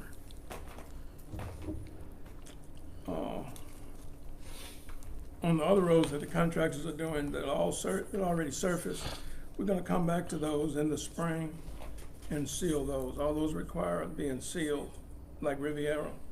They're gonna start leveling, and those roads, we'll just seal those in the spring. We're getting another round of block material to go in District 4 area. We'll start putting that down. If the storm's not too bad, the middle of next week or the following week. Thank you. That's to keep the dust down, the stuff that.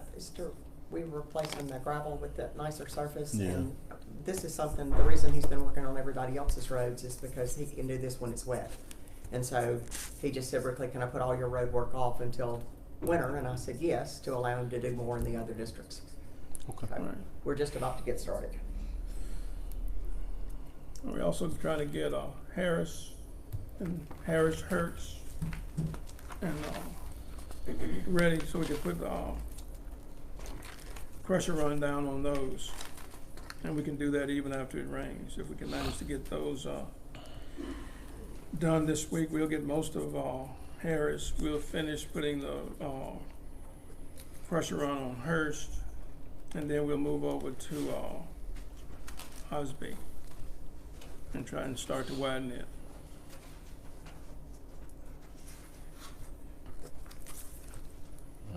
Okay, I have some requests, a couple of requests that we can keep them at the equipment that we're renting.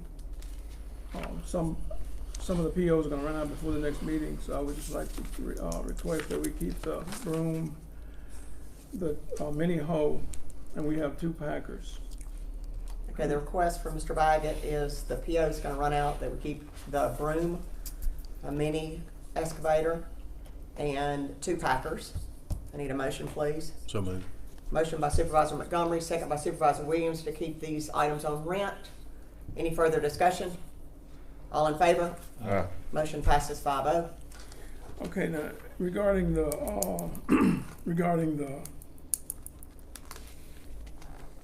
machine that we are, it was in my head, I couldn't think of it. What's it called? Zipper. Zipper, yeah. It was bidded, and I talked to Vaughn, and he said he's gonna get the tabulations, but I haven't heard from him. I don't know if the administrator's heard from him or not. We're advertising now for those bids. Okay. I thought it hadn't bidded yet.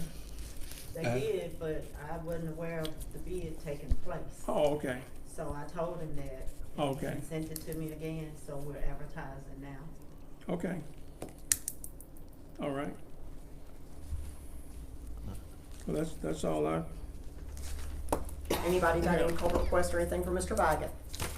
Yes, sir. Yes, ma'am, rather. Corporate request for 76 Reverend Well Road for Miss London Neely. 76 Reverend Well Road. Reverend? Right. Reverend Well Road? Where? Well, okay. Where? R-E-D-W-A-R-E. I'm sorry, I couldn't hear with the mouse. I apologize. Like Doug Ware. Second. I got a motion by Supervisor Trainer, second by Supervisor Howard. Any further discussion? All in Neely. all in favor? Aye. Motion passes 5-0. Mr. Trainer, you have a telephone number? I can get you one. I text you Okay. one. And it's gonna also need some other little improvement on that same stretch, right around 96 Railroad. Just a little amount of improvement there, but I'll get you the information for you. I'll text it to you. Okay. Anything else for Mr. Baggett? How are you keeping up with all of these covered requests?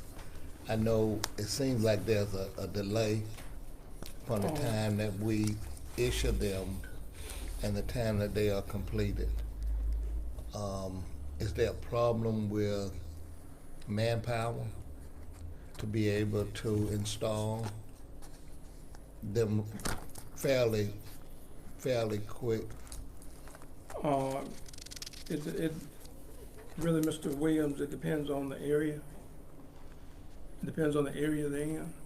If, just say, if we get one for the A-shop area and they caught up with their grass cutting, then they'll put that in. And that's been part of the holdup is clipping. Because we prioritize it. Are there And maybe other we shouldn't. issues? Are there other issues that might delay the installation of covers? Because I know most of the time, when I issue a cover request, I have to come back and ask when the cover is gonna be installed, and that might be a month or so, 2 months behind. And it's not so much as I'm concerned, it's just the citizen is concerned about when they're gonna be installed. Right. Because when a person asks for a covered request, they want him to do some work on that property. And if we wait a month or 2 months, that's a big delay for them to be able to finish the work and be able to carry on whatever they have planned for that area. So I'm just hoping that we, as quick as possible, get covers installed. We will, we'll do that, Mr. Williams. It's the same people that are kind of clipping and stuff too, though. That's why. Road Is it jumping grading. off road grading? They're jumping off one project to do a next, maybe? Is that? That's a big part of it. It is. And then sometimes,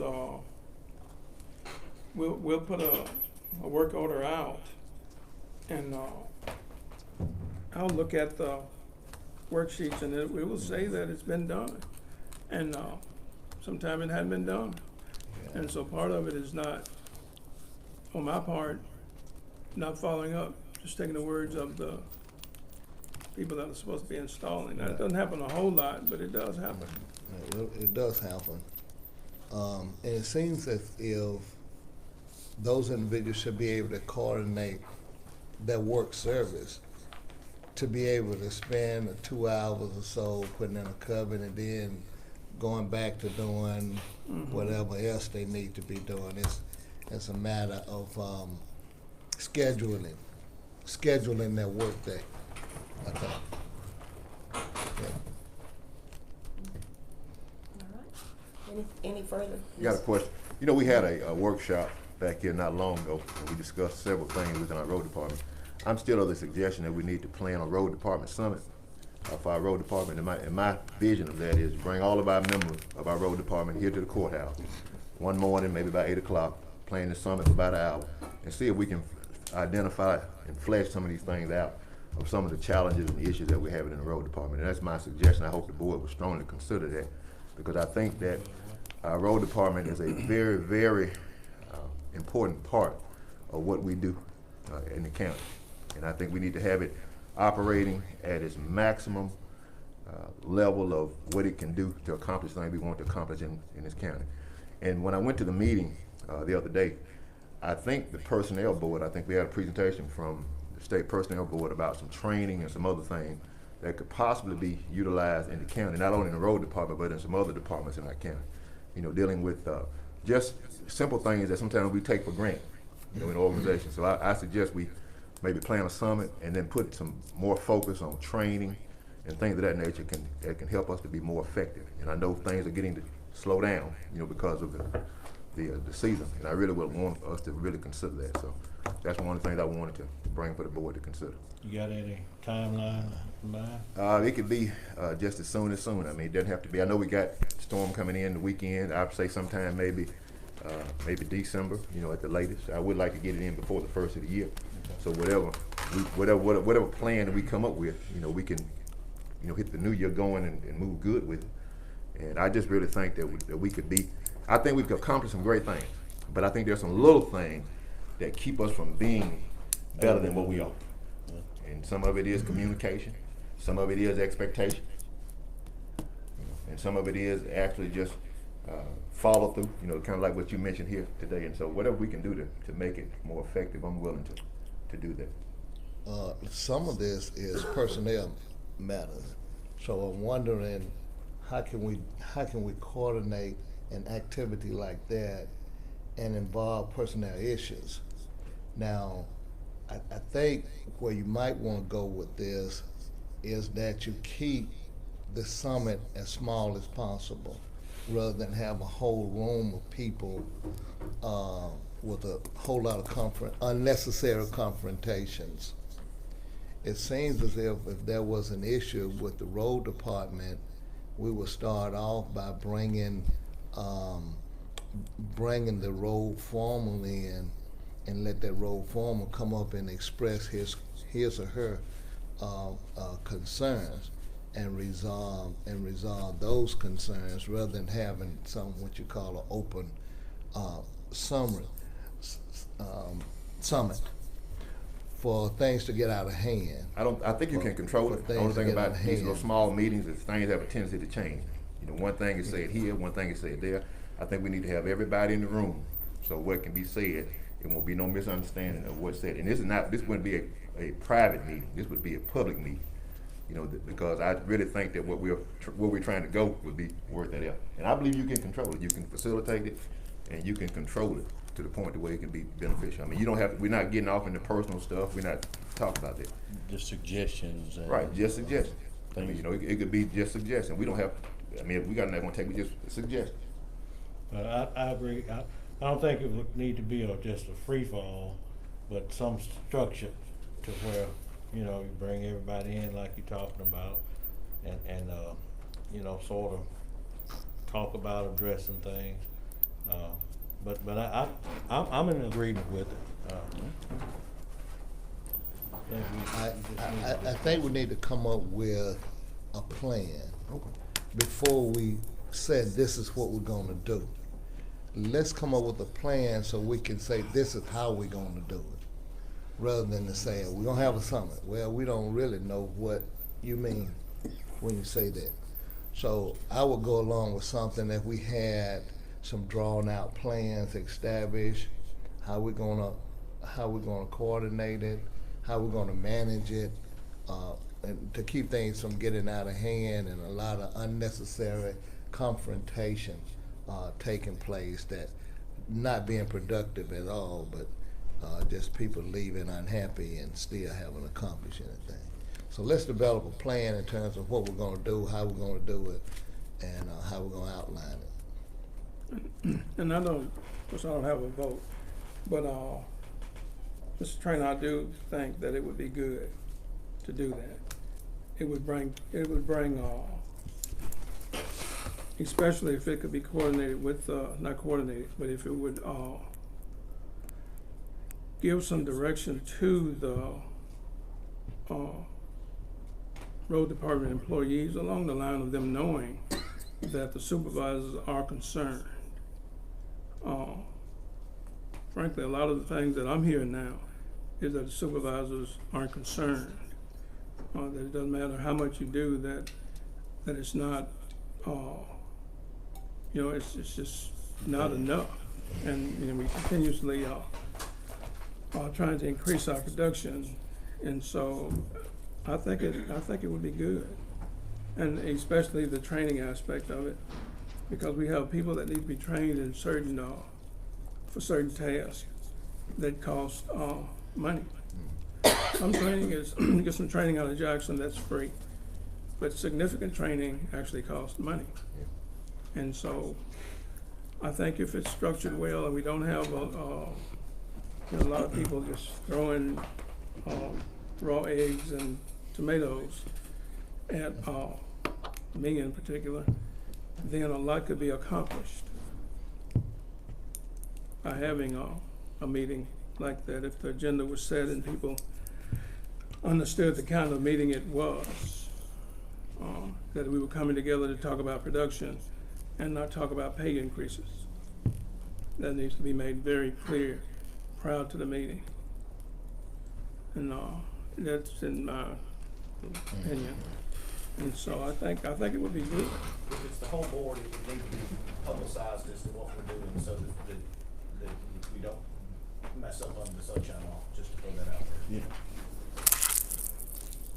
I do have one other thing for the road manager is, you know, a lot of times you don't pay attention to the road sign because you know what road you're going down. You've been down it 150 times. But I've had a couple of signs in my area that the spelling is just off. And in fact, one sign got put up twice and it was still incorrect. Before they print out a sign, can they double check with the road registry, maybe have that map? I know it's in that room, but I mean, I've had some signs, the name that got sent to me in a picture I couldn't believe, like Loblolly, Whispering Pines, Turner Road. Those are 3 signs I know right now that I know at least 2 of them are still incorrect. Can we make sure, just when they get a sign request from any of the supervisors, citizens, or whoever, that they double check, make sure they're spelling it right before they take a sign out there and put it up? We will do that. Please, because that, you know, that just looks bad on. Yeah, that looks bad. On the road manager. Other than that, y'all set a date and I'll be there. All right, anything else for Mr. Yeah, Biden? I have, I see some roads are requiring number 7 rocks. Mm-hmm. And some are not. At least they are not being charged with number 7. Okay. Is that? No, what happened in this case, Clear that up. I think it may be Muldrow and Osborne, and maybe another Right. one, don't have the number 7 rock on this report. In order for us to get our report out in a timely manner, we cut it off on the 25th or 26th. Those roads that you're talking about Right. don't have the number 7 on there yet. If you look at them on the next report, they'll be on there. Okay. All right, I just know, I knew one of them did. Right, and if there's a road that's short and has more money in it than a longer road, it's for that same reason. Some Yeah, material's been that's left what off. I was trying to compute, Yeah, how much it will cost a mile for your work. So look like my tabulation is about 52,000 per mile. yeah, I can't If remember. everything is done the way Right. that you normally do it. That's right, With the number 7 installed and 14. everything else Mhm. in place. right. Cause I base mine on this road that I have is 3/4 of a mile. Yes. And You're I talking about got- Bluff Lake. And it's finished. Mhm. And it's finished. So based on that, Right, I'm trying to compute how much it's gonna cost per mile for your work to be done. and the same application rates are used as was used on that road. So Right. that would be a correct, whatever. Right. That's right. Well, I'm happy with what y'all done with the county forces in my area. It's worked out well. Thank you. Yeah. I'm glad you got Bluff Lake done. That's the only road look like I have done, but Yeah. I'm glad to get that one done. Oh, yeah, I'm satisfied with the work. Yeah. I don't have a problem with that. You Yeah. tell the guys that have been, well, the people that have been working on that road, I appreciate it. It's Mhm. wonderful. Can All you? right, anything else for Mr. Yeah. Biden? Okay, I'll make motion to Can- approve the report. Can you, no, we got something that we need. Can you give information about how the user tax is being spent on roads? And that might be a report that have to come forward between you and the county administrator. Cause I be trying to figure out, how those funds are gonna be used, where they're located at, how they being transferred. And in my own mind, I guess I'm trying to figure all the user tax, money out and how it's gonna be used. And then too, do we have a deadline for, spending those funds too? We do not. We receive that twice a year, January and July. Those funds are receipted in the road and bridge. We alternate it. So that's part of his budget. You can use it for anything when it comes to road and bridge. Right. We actually used it last year to buy some equipment. So that all of that money go to road and bridge. Yeah, that's right. But it's not in the road and bridge. It's not showing in the budget. I'm just It trying to is. understand. It's not gonna be separated because the way the Right. budget is set up. It's just in that. But it's in that Yeah. number. It's in that number, Yes, right? when we receive it, it's, Yeah. when we receive it, it's receipted into the road fund or the bridge fund. Right, That's part of the budget. Right. It goes nowhere else. yeah, And he can use it on anything, it's in his budget. So Right. as long as it's used for road and bridge, we're good. Or even equipment for road and bridge. Equipment rental, And all- which touches everyone, right? That'd be a fair do one. you know where those funds are located No, and because how I- they are being used? Or do you have to requisition those funds, or? Yeah, I think they're I just don't like budget, understand. they're just funds in the budget. It is. It's funds Supervisor in the budget, Williams, I it's believe. not a separate line item that say use Right. tax money. It's in his overall. Right, it's in the overall It's in budget. that overall. Yeah. So he has free range to use it. Right. Is it any particular something you're trying to do? Well, I was just wondering whether or not you knew that those funds was in that budget. I've Just put them in mentioned that different before. one, will be I've fine. mentioned it before. Okay,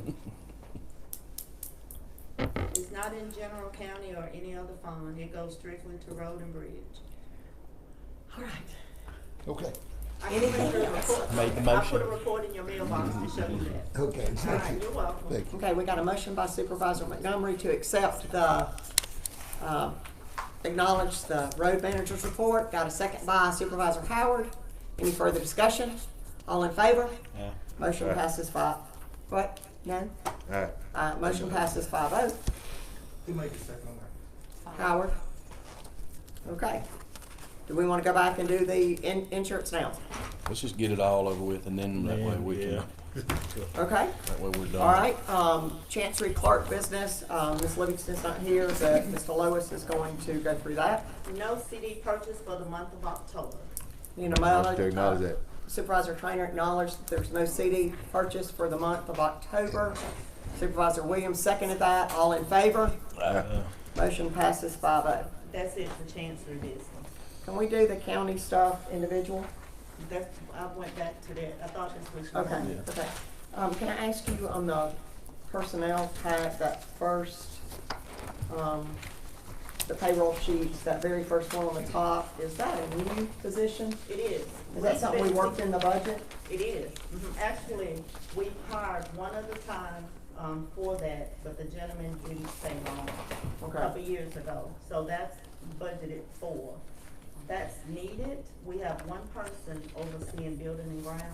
He usually gets assistance from inmate trustees that they're able to give him, but we don't always have that. So he's doing it by himself. That's fire stations, everything. Yep. As a matter of fact, he's out now having to put out voting signs in all the precincts that take him from doing work here, you know, in the building. Well, that's what that is. All right. Motion for approval Second, on, payroll Okay. changes. yeah, I'll All second right, that. Supervisor Williams makes the motion to approve the payroll changes. Supervisor Montgomery seconds it. Any further discussion? All in favor? Motion passes 5-0. Next, we have Philip contract and change order in District 5. Motion Got a for, motion by Supervisor Second. Williams, a second by Supervisor Trainer to accept the motion. All in favor? Motion passes 5-0. And this is coming from bond funds, or, I mean, we got sufficient funds? coming from our budget. It's all of his funds together. Okay, okay, I'll just make sure. We I'm also- gonna delete from that, which road is that? Cedar Lane. Delete Cedar Lane. Is that on this list? Yes, Cedar Lane is on that list. Do you need to get with Clyde on this and then bring it back, taking them off? Or you No, wanna do no. it now? I wanna do it now.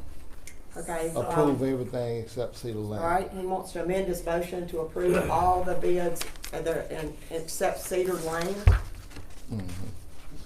That's his amended motion. Got a second still by Supervisor, Training. all right, Trainer.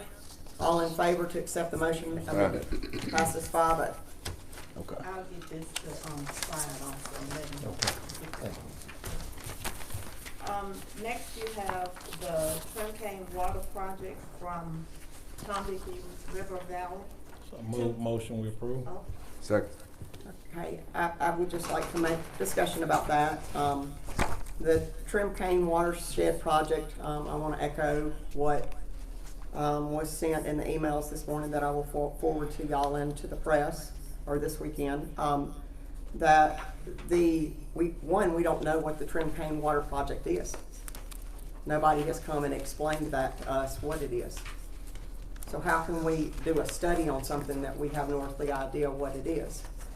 It also doesn't say anything about Trimcane Water. It's referencing that February letter that we know we weren't billed under PL 566 in that letter. And that's the letter that it's referencing. I will say on August 31st, I forwarded y'all an email from Mr. Oldie Lewis that said that they had denied the February request and that they were going with the April letters. That's why we got approved was the April letters. So I'm really confused on why we're going back on that. And so I don't think that we should move forward without clarity and having the NRCS come and tell us what this is. We don't even know. They're saying these millions of dollars for these projects, but we don't know what they're studying. And there's not one word of mention about what Mr. Paul Ray first said, that we were getting 13 million for the lake, for the dam, anywhere in there. So those are my concerns. Got a motion and a second. Any other further discussion? Okay. All in favor? Aye. Motion passes 4-1. Rob, will you note on there that I'm a no, and I'd like for the notes to say that the application refers to PL 566, and that it is known that we do not qualify. The lake was not built under PL 566. I would like that to be noted in there, please. And also noted that there is no mention in the February application of the Trimcane Water Project. All right, Ms. Farmer? Next you have the Tombigbee River Valley Management, Water Management, the tributary to Sand Creek. There's 3 documents to be signed. All right. approval. Got a motion by Supervisor Williams to approve the certification regarding lobbying, a second by Supervisor Trainer.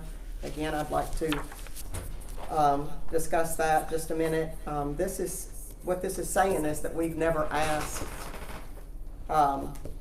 Pickering to lobby. We on something That's else. Tombigbee. No, that's Tom Bigby. We on Really, something that's else. yours. Creek cleanup. We on number That's 4. really something. Yeah, we did this number week, 3. yeah. Yeah, we just did number 3. We did number 3, now we on number 4. We on number 4. No, oh, I thought we were gonna do these individually. We did. We did We do on it. number 4. We voted on Oh. number 3, 4-1. Can I please go back and make notes on why I'm a no for the other 2 under A and B? Would that be okay, please? Under A, the certificate for lobbying, would you put in the notes, Rob, go back? That this is saying that we've never asked Pickering Group to lobby on our behalf. And I'd like to note the August 15th meeting that's recorded, where Mr. Furr shares that he's gotten $13 million for the lake by using his influences, to get the grant accepted. And then on B, the last one I'm gonna say on this, y'all, is why would I not be the point of contact if I'm the board president?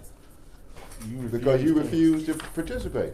Do you remember that? I refused to sign the You refused document, to I didn't sign. refuse to Well, you're not the point of participate. contact then. When if you refuse to sign. participate, there have been many things up here that this board has done that I didn't agree with. But when we pass a board order and I'm sitting in that seat, I have to represent the interests of this county. And for whatever reason, you don't understand it. Even though you may be against it, but you still have to execute what the board order, what the board has decided. Majority says.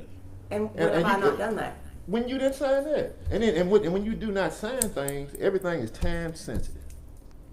Everything is time sensitive. We don't have time to be playing games. We got $13 million on the table right now.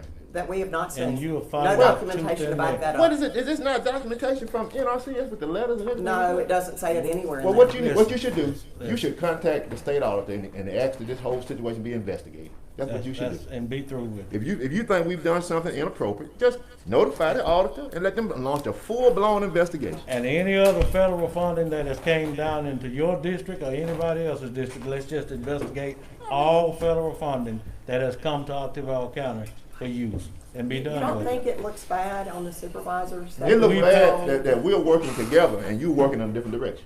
That's what. And everybody in the room, everybody in the county sees that. That's what's hurting our county. We need to be working together, pulling together. I mean, why are There's you been still lots of fighting this things, thing? Supervisor Trainer, like the hospital, where you didn't agree with that. And But guess did I you could- stop? I guess you could have said Did I that stop? we weren't working together. I signed because- every document when the board approved everything, whether I voted for it or not. I executed those documents because I have an obligation to Octavia County, not to my personal agenda. I don't have a personal agenda. Supervisor Miller, do you not understand what it looks like, the allocations that you've thrown out against this board, accusing Supervisor Trainer of doing something illegal and needing to go to jail, accusing I said our that. state. You didn't say that. I said that. I did not say Accusing that. our I state, said that. I said that. accusing our state representatives and about doing What about things you, all the sir? way to Washington D.C. You've accused everybody down the line of doing things illegal. This is a whole big scam. Everybody's in this cahoots doing everything illegal except for Supervisor Miller. She's the shining star, shining for Octavia County to keep us from getting federal funding How long to we help gonna projects. stay Supervisor, Oh, no, you're no, right. no, How Okay. long we gonna Yeah, stay on okay. this? yeah, you're right. You know what, you're right. Let's move on. We'll talk about it on our personal You know time. what, you're right. You're right. Well, I just want to say what Supervisor Howard is not true. Thank you. You're making- I'm sorry. I'm sorry. Go ahead, Ms. Foreman. What you got? Number 4. Williams and Trainer, number 4. Yeah, got a motion second. All right, I got a motion and a second on number 4. The Tom Bigby River Valley Management. So, all in favor? Motion passes 5-0. I do have some questions about how we conducting Tom Bigby River Valley Water Management. Of course, we should be more concerned about some of the tributaries down south, because that's where the water's going. And I hope in the future we can do more tributaries and cleaning those out. Now, I've cleaned one out, but I do need to clean some more out, and I guess that's me. But we should be more concerned about, let's take care down south and start to move north. And I think we'll take care of a lot of our problems if we did it that way. Hey, I'm happy that they're doing another project in the county. Yeah. That's good for one. Getting our money's worth, Okay. you know. Just for y'all to know, whenever, sometimes these descriptors or information, if it gets to you first, bring me a copy of this stuff so that I can help you, because what's Do happening. you have this? I don't think I do. Here, you want it? Let me make sure, well, I mean, You got a packet, you got a packet. I've got a packet, but I don't know that It's in there. I, oh, never mind, she took care of it. And whatever I need to do to help move it along. Anytime this comes in, just make certain that I'm on, this stuff gets confusing, and what happens is that from the 1,000-foot level, it looks like it's just one owner, and sometimes it's more than one owner, and then they get out there and start the process, and then I have to come back and redo it. And I apologize to you guys for that. Sometimes it's my fault because I didn't realize it was more than one. So when we get these things, I will start immediately on this to make certain that we're not running into any issues. The last one that we did, what was the turnaround time? It took, well, we didn't actually run into any problems because I ended up having, they ended up having a little bit more time at the end of it, so we didn't stop them from doing anything, but we kind of cut it close. Okay, 'cause I don't- There wasn't no issues. The reason why I'm saying, I don't wanna be dealing with this thing 8 months from now, and then that's holding the rest of the board up. Right. That's what I don't want. Well, I rode with a Right, I gentleman agree. and he pretty much told me that Yeah. they would have to start down around the refuge and work their way north. Meaning, I'll be waiting for a little while in my area. Because it was not gonna do any good to clean ours out without cleaning. And it can't go over. Right, it can't go, and that was my point earlier. I'm sorry I didn't verbalize it the That was a right very way. good point. Verbalize it the right way, but we only flooding areas out is what we're doing. We might clear up one area, but we flooding another area. Hey, piece by piece, Rome wasn't built in a day, you know. We just got in this, the more work we can get out of it, the better. What we've gotta be mindful of, you've gotta go all the way to the very end and start working That's backwards. what- that's- You that's can't what jump we in the can't- middle can't and clean jump out in. a Now, their section. board looks at We're that. not doing When any I say good. they, the Tom Bigby River Valley, they look at this on the big picture and they see the problem, so this is something that they rooted out, and I'm confident with the people that I've talked to that they know the steps and what's, you know, we're gonna point out what we see, but they know in what, you know, in the proper way, in the steps to do it, so. And this does tag on to a project that we did earlier, that Clyde executed for. It So, tags yeah, I on, mean, picked and up. it's gonna, you know, it's gonna clear out a lot. I know exactly where they're talking about. It's an issue too. Exactly right. All right. All right, when we were looking for assistance to pick up for the garbage in the county, I received from the city of Starkville, the sanitation department, an itemized breakdown of what their fee would be.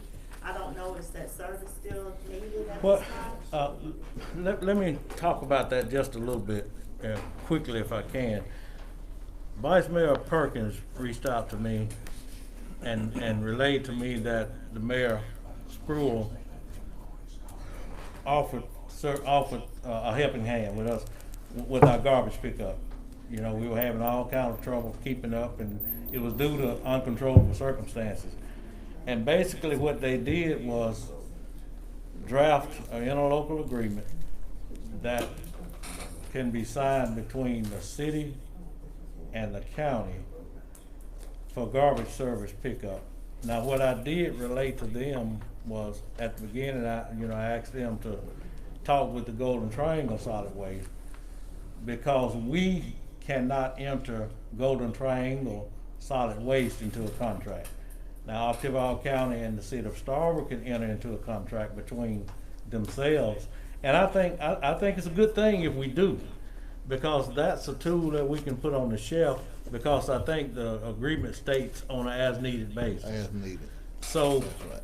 you know, that's a good tool to have in place, so we don't have to go back through this in case we need them.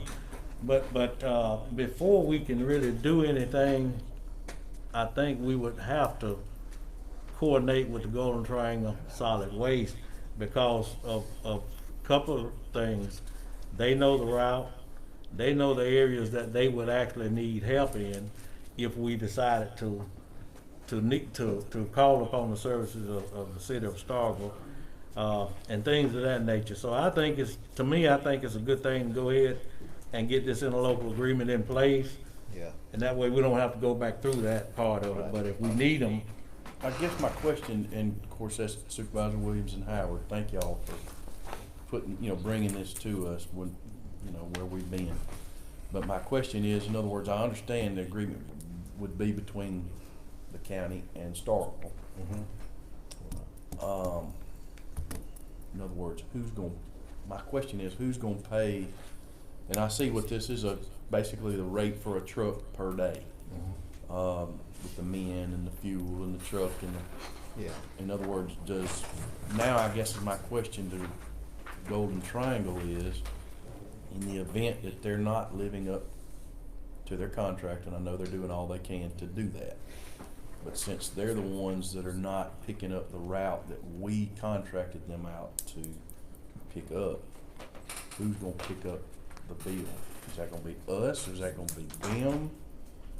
When we initially started those discussions, those numbers were actually sent to Mary Ann at Golden Triangle Solid Waste. Okay. Mary Ann looked at the numbers and said, yeah, that's great. I don't have a problem they with would it. pay. That they would pay.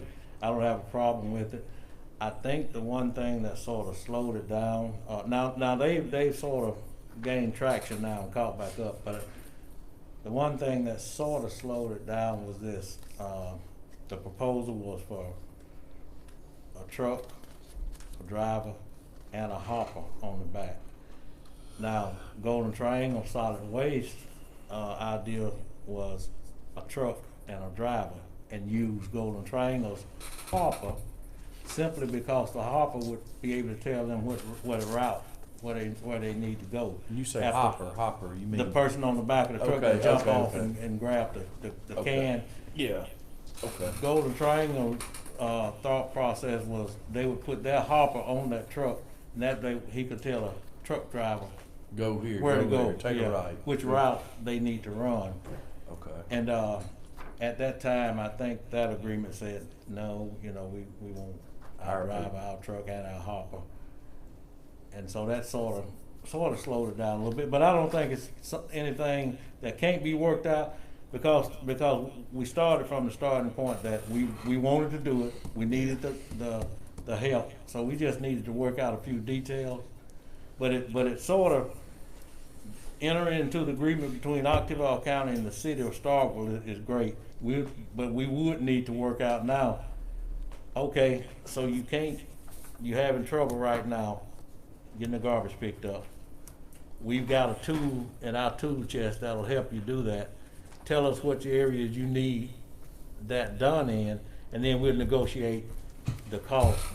Can you, I guess Will you to help? send back to the Golden Triangle would be, who pays this fee?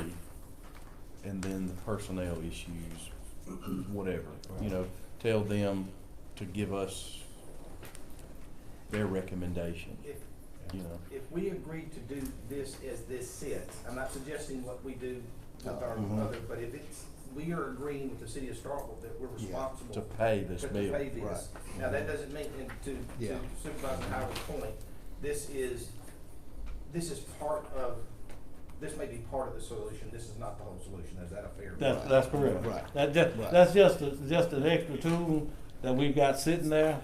But it would We don't need to have be to- some negotiations between Golden Triangle, like We Supervisor don't Williams said. have to use it now, but we can use it later if we need Well, it. I'm just So- saying in the event there. What did y'all board say about it? They didn't take it, did they accept it, or did they reject it, Well, or did they just take it? it didn't get to that point because, again, they sent the numbers Right. to Golden Triangle Solid Waste.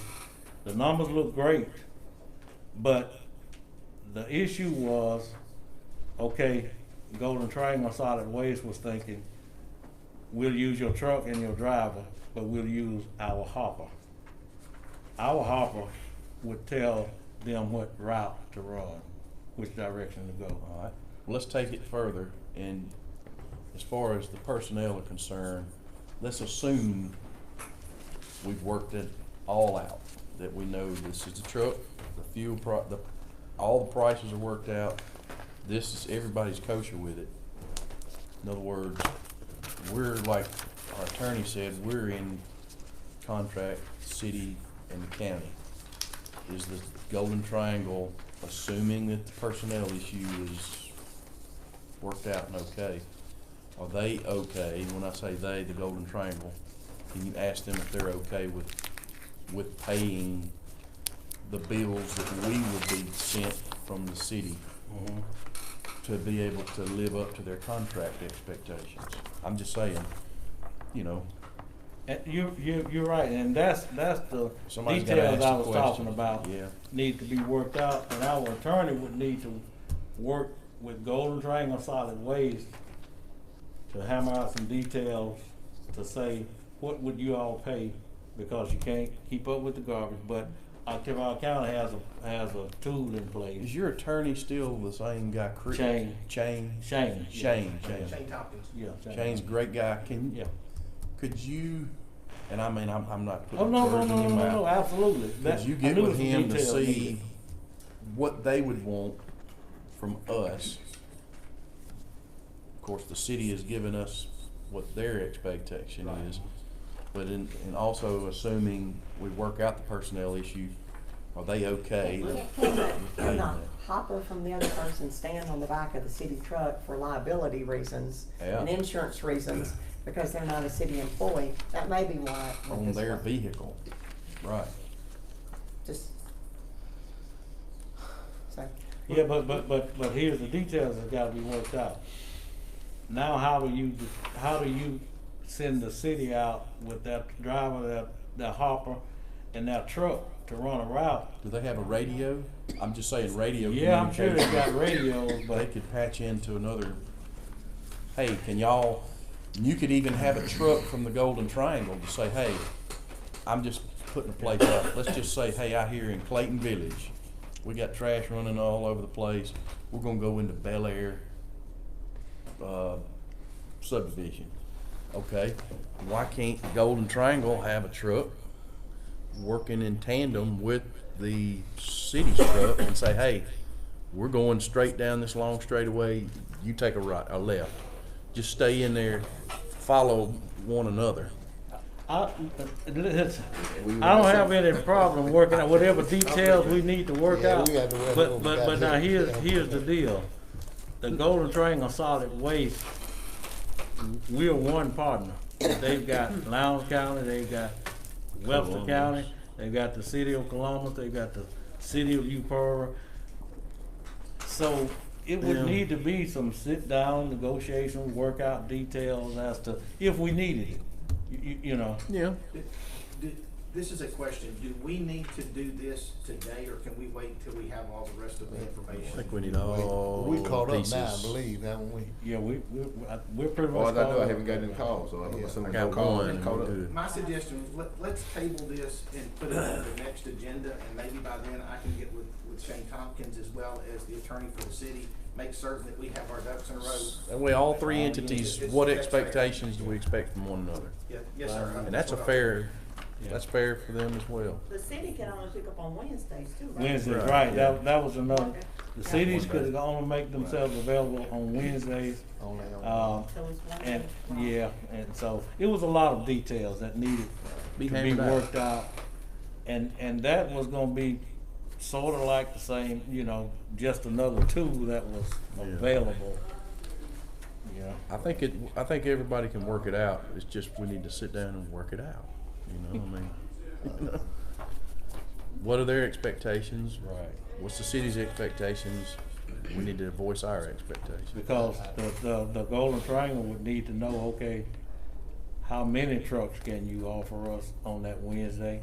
Can you offer us enough to run the entire Octavia County route for that Wednesday? I Or doubt can it. you, Just do a portion. so I mean, it's a lot of things that need to be Yeah. worked out. I think they can hit an area. You know what I mean? Did the Golden Triangle pick up in Octavia on Wednesday? Anybody? Yeah, it's a Wednesday route over there. Octavia? Yeah, it's a My area everyday. starts on Wednesday. I'm a Wednesday, Thursday, Friday guy. Yeah. A lot of holidays on those. Courthouse Road didn't get picked up. I just got an email about that Okay. again last week. Okay, all right. All right. We're gonna table that. All right, on to the next. Credit card charges. and- Motion for approval. Motion by Supervisor Montgomery, second by Supervisor Howard to pay the credit card charges. Any further discussion? All in favor? Right. Motion passes 5-0. Have claim docket number 227 through 553 in the amount of $5,256,27. Motion for approval. Motion by Supervisor Montgomery, second by Supervisor Howard. All in favor? Aye. Motion passes 4-1. And one more thing, I have the letter of engagement from Watkins, Lawrence, and Stafford regarding our, year-end 2022. Vote for approval. Second. Motion for approval for Watkins Board and Stafford to audit by Supervisor Williams, second by Supervisor Montgomery. All in favor? Motion passes 5-0. And just a reminder, the bid opening for the Octop Road project is November 17th at 10 a.m. in this boardroom. And I remind you, God bless you. that's all I have. Rob, you have Thank you. anything? You're welcome. Motion 17th at 10 a.m. Okay. Let's go around the table. Supervisor Howard? Yeah, I think the board needs to go ahead and authorize Major Design to move forward with developing an RFP for the demolition of the old hospital. Yes, sir. The last time that discussion came up, we were thinking that, Supervisor Miller had said she was gonna check into another county that got money to demolition the building, but we hadn't heard anything from that. And Phyllis has let us know that we're eligible for phase 1 and 2 of the grant of the inspection and the abatements of any asbestos, lead, whatever in that building. But at the end of the day, we're still gonna have to have bids put out for the demolition of that building, which means an RFP has to be developed. So I think we need to go ahead and move forward with allowing Major Designs to develop an RFP for the demolition of the old hospital building. Second. Got a motion and a second for Major Designs to do the demolition of hospital business? Move forward with the RFP. Yeah, they gonna do it. For the demolition, to put out the bids for the demolition. RFP, put out for bids Yeah. for the demolition of the building. They're not gonna do it themselves. No, they gonna gotta be develop such- a bid to put out for the demolition and haul, Right, removal of them. right. Yeah, what the expectations in the bid is. Yeah. I got you. Got a motion and a second, any further discussion? All in favor? Motion passes 5-0. Supervisor Trainer? I make a motion that we allow, the Hub Group to provide our insurance services for our Tebow County. Second. Got a motion by Supervisor Trainer to move with Hub, a second by Supervisor Howard. Any further discussion? All in favor? All three, all opposed? Motion passes 3-2. Now, wait a minute. We went with, who did we go with? Hub. We'll work with them for a year. All right? It's on an annual basis, right? Okay, so if it's not working out, next year we. All right, Supervisor Williams. I don't have anything. Supervisor Montgomery? I'm good. Okay, I just want to remind everybody to please go vote tomorrow. And I want to tell y'all that I did attend the ribbon cutting for the new shopping center on Highway 12. Everybody was very grateful. That was part of the Brownsville grant that we talked about. That's how that project took place. Yeah, I do have. The Nemo Center, after this election, will be closing down from what I understand, and that is a voting precinct, the Nemo Center. So this is the last election for a while that's gonna be conducted at the Nemo Center. So we'll be looking for another voting precinct. So if you all know of one close around in that area, help us out. So they wouldn't have to go so far away from the Nemo Center. Yeah.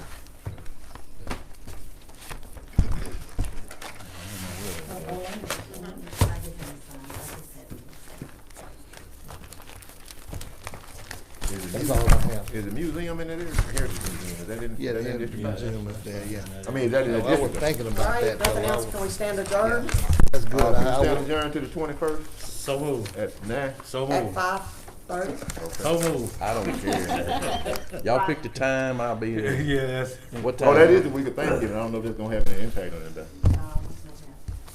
It's the week before Thanksgiving. Well, a week ago. 20, yeah. Mr. Williams? Okay, I got a motion talking by about Supervisor 20, Trainer, got a wait a second minute, by wait a minute. Supervisor. You're talking about the 21st. Right. 21st at what time? 9? Well, she said 5:30. You said, what time? But I said No, 9. no, it's Thanksgiving week, I guess fine. 9, I'm gonna go and get it over with. Right. 9 o'clock. Okay, at 9 so- o'clock. Wait, let me bring one more thing before we adjourn. The governor signed the proclamation changing the dates. And I think we had He initially, set the date for Thursday and Friday of Thanksgiving. We just had Thursday. we just had it for Thursday, so if it's the board's pleasure to be off that Friday also. I make the motion that we allow, the Second. county to be closed on the 25th. 25th. Okay, one more thing, I Got a apologize. well, got a motion by Supervisor Trainer to allow the county to be closed on 25th, second by Supervisor Williams. All in favor? Motion passes 5-0. One more thing, really quick.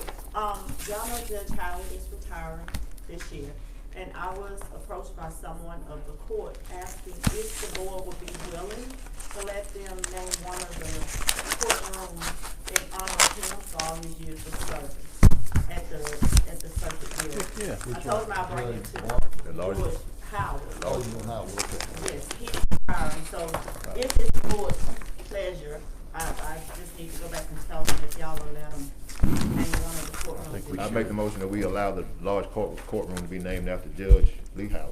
Got a motion by Supervisor Trainer, second by Supervisor Howard. Any further discussion? All in favor? Aye. John, did you, I just saw him on. No, it don't matter. Yeah, you can put John on, put John on. Second by Supervisor I know. Montgomery. Sorry, changed up. I didn't see. But you're fine, you're fine. Also make a motion that we stand adjourned to the 21st at 9 a.m. Got a motion to stand adjourned to the 21st at 9 a.m. by Supervisor Trainer, second by Supervisor Montgomery. I like it. All in favor? Deer season's over. Yeah. Motion passes 5-0.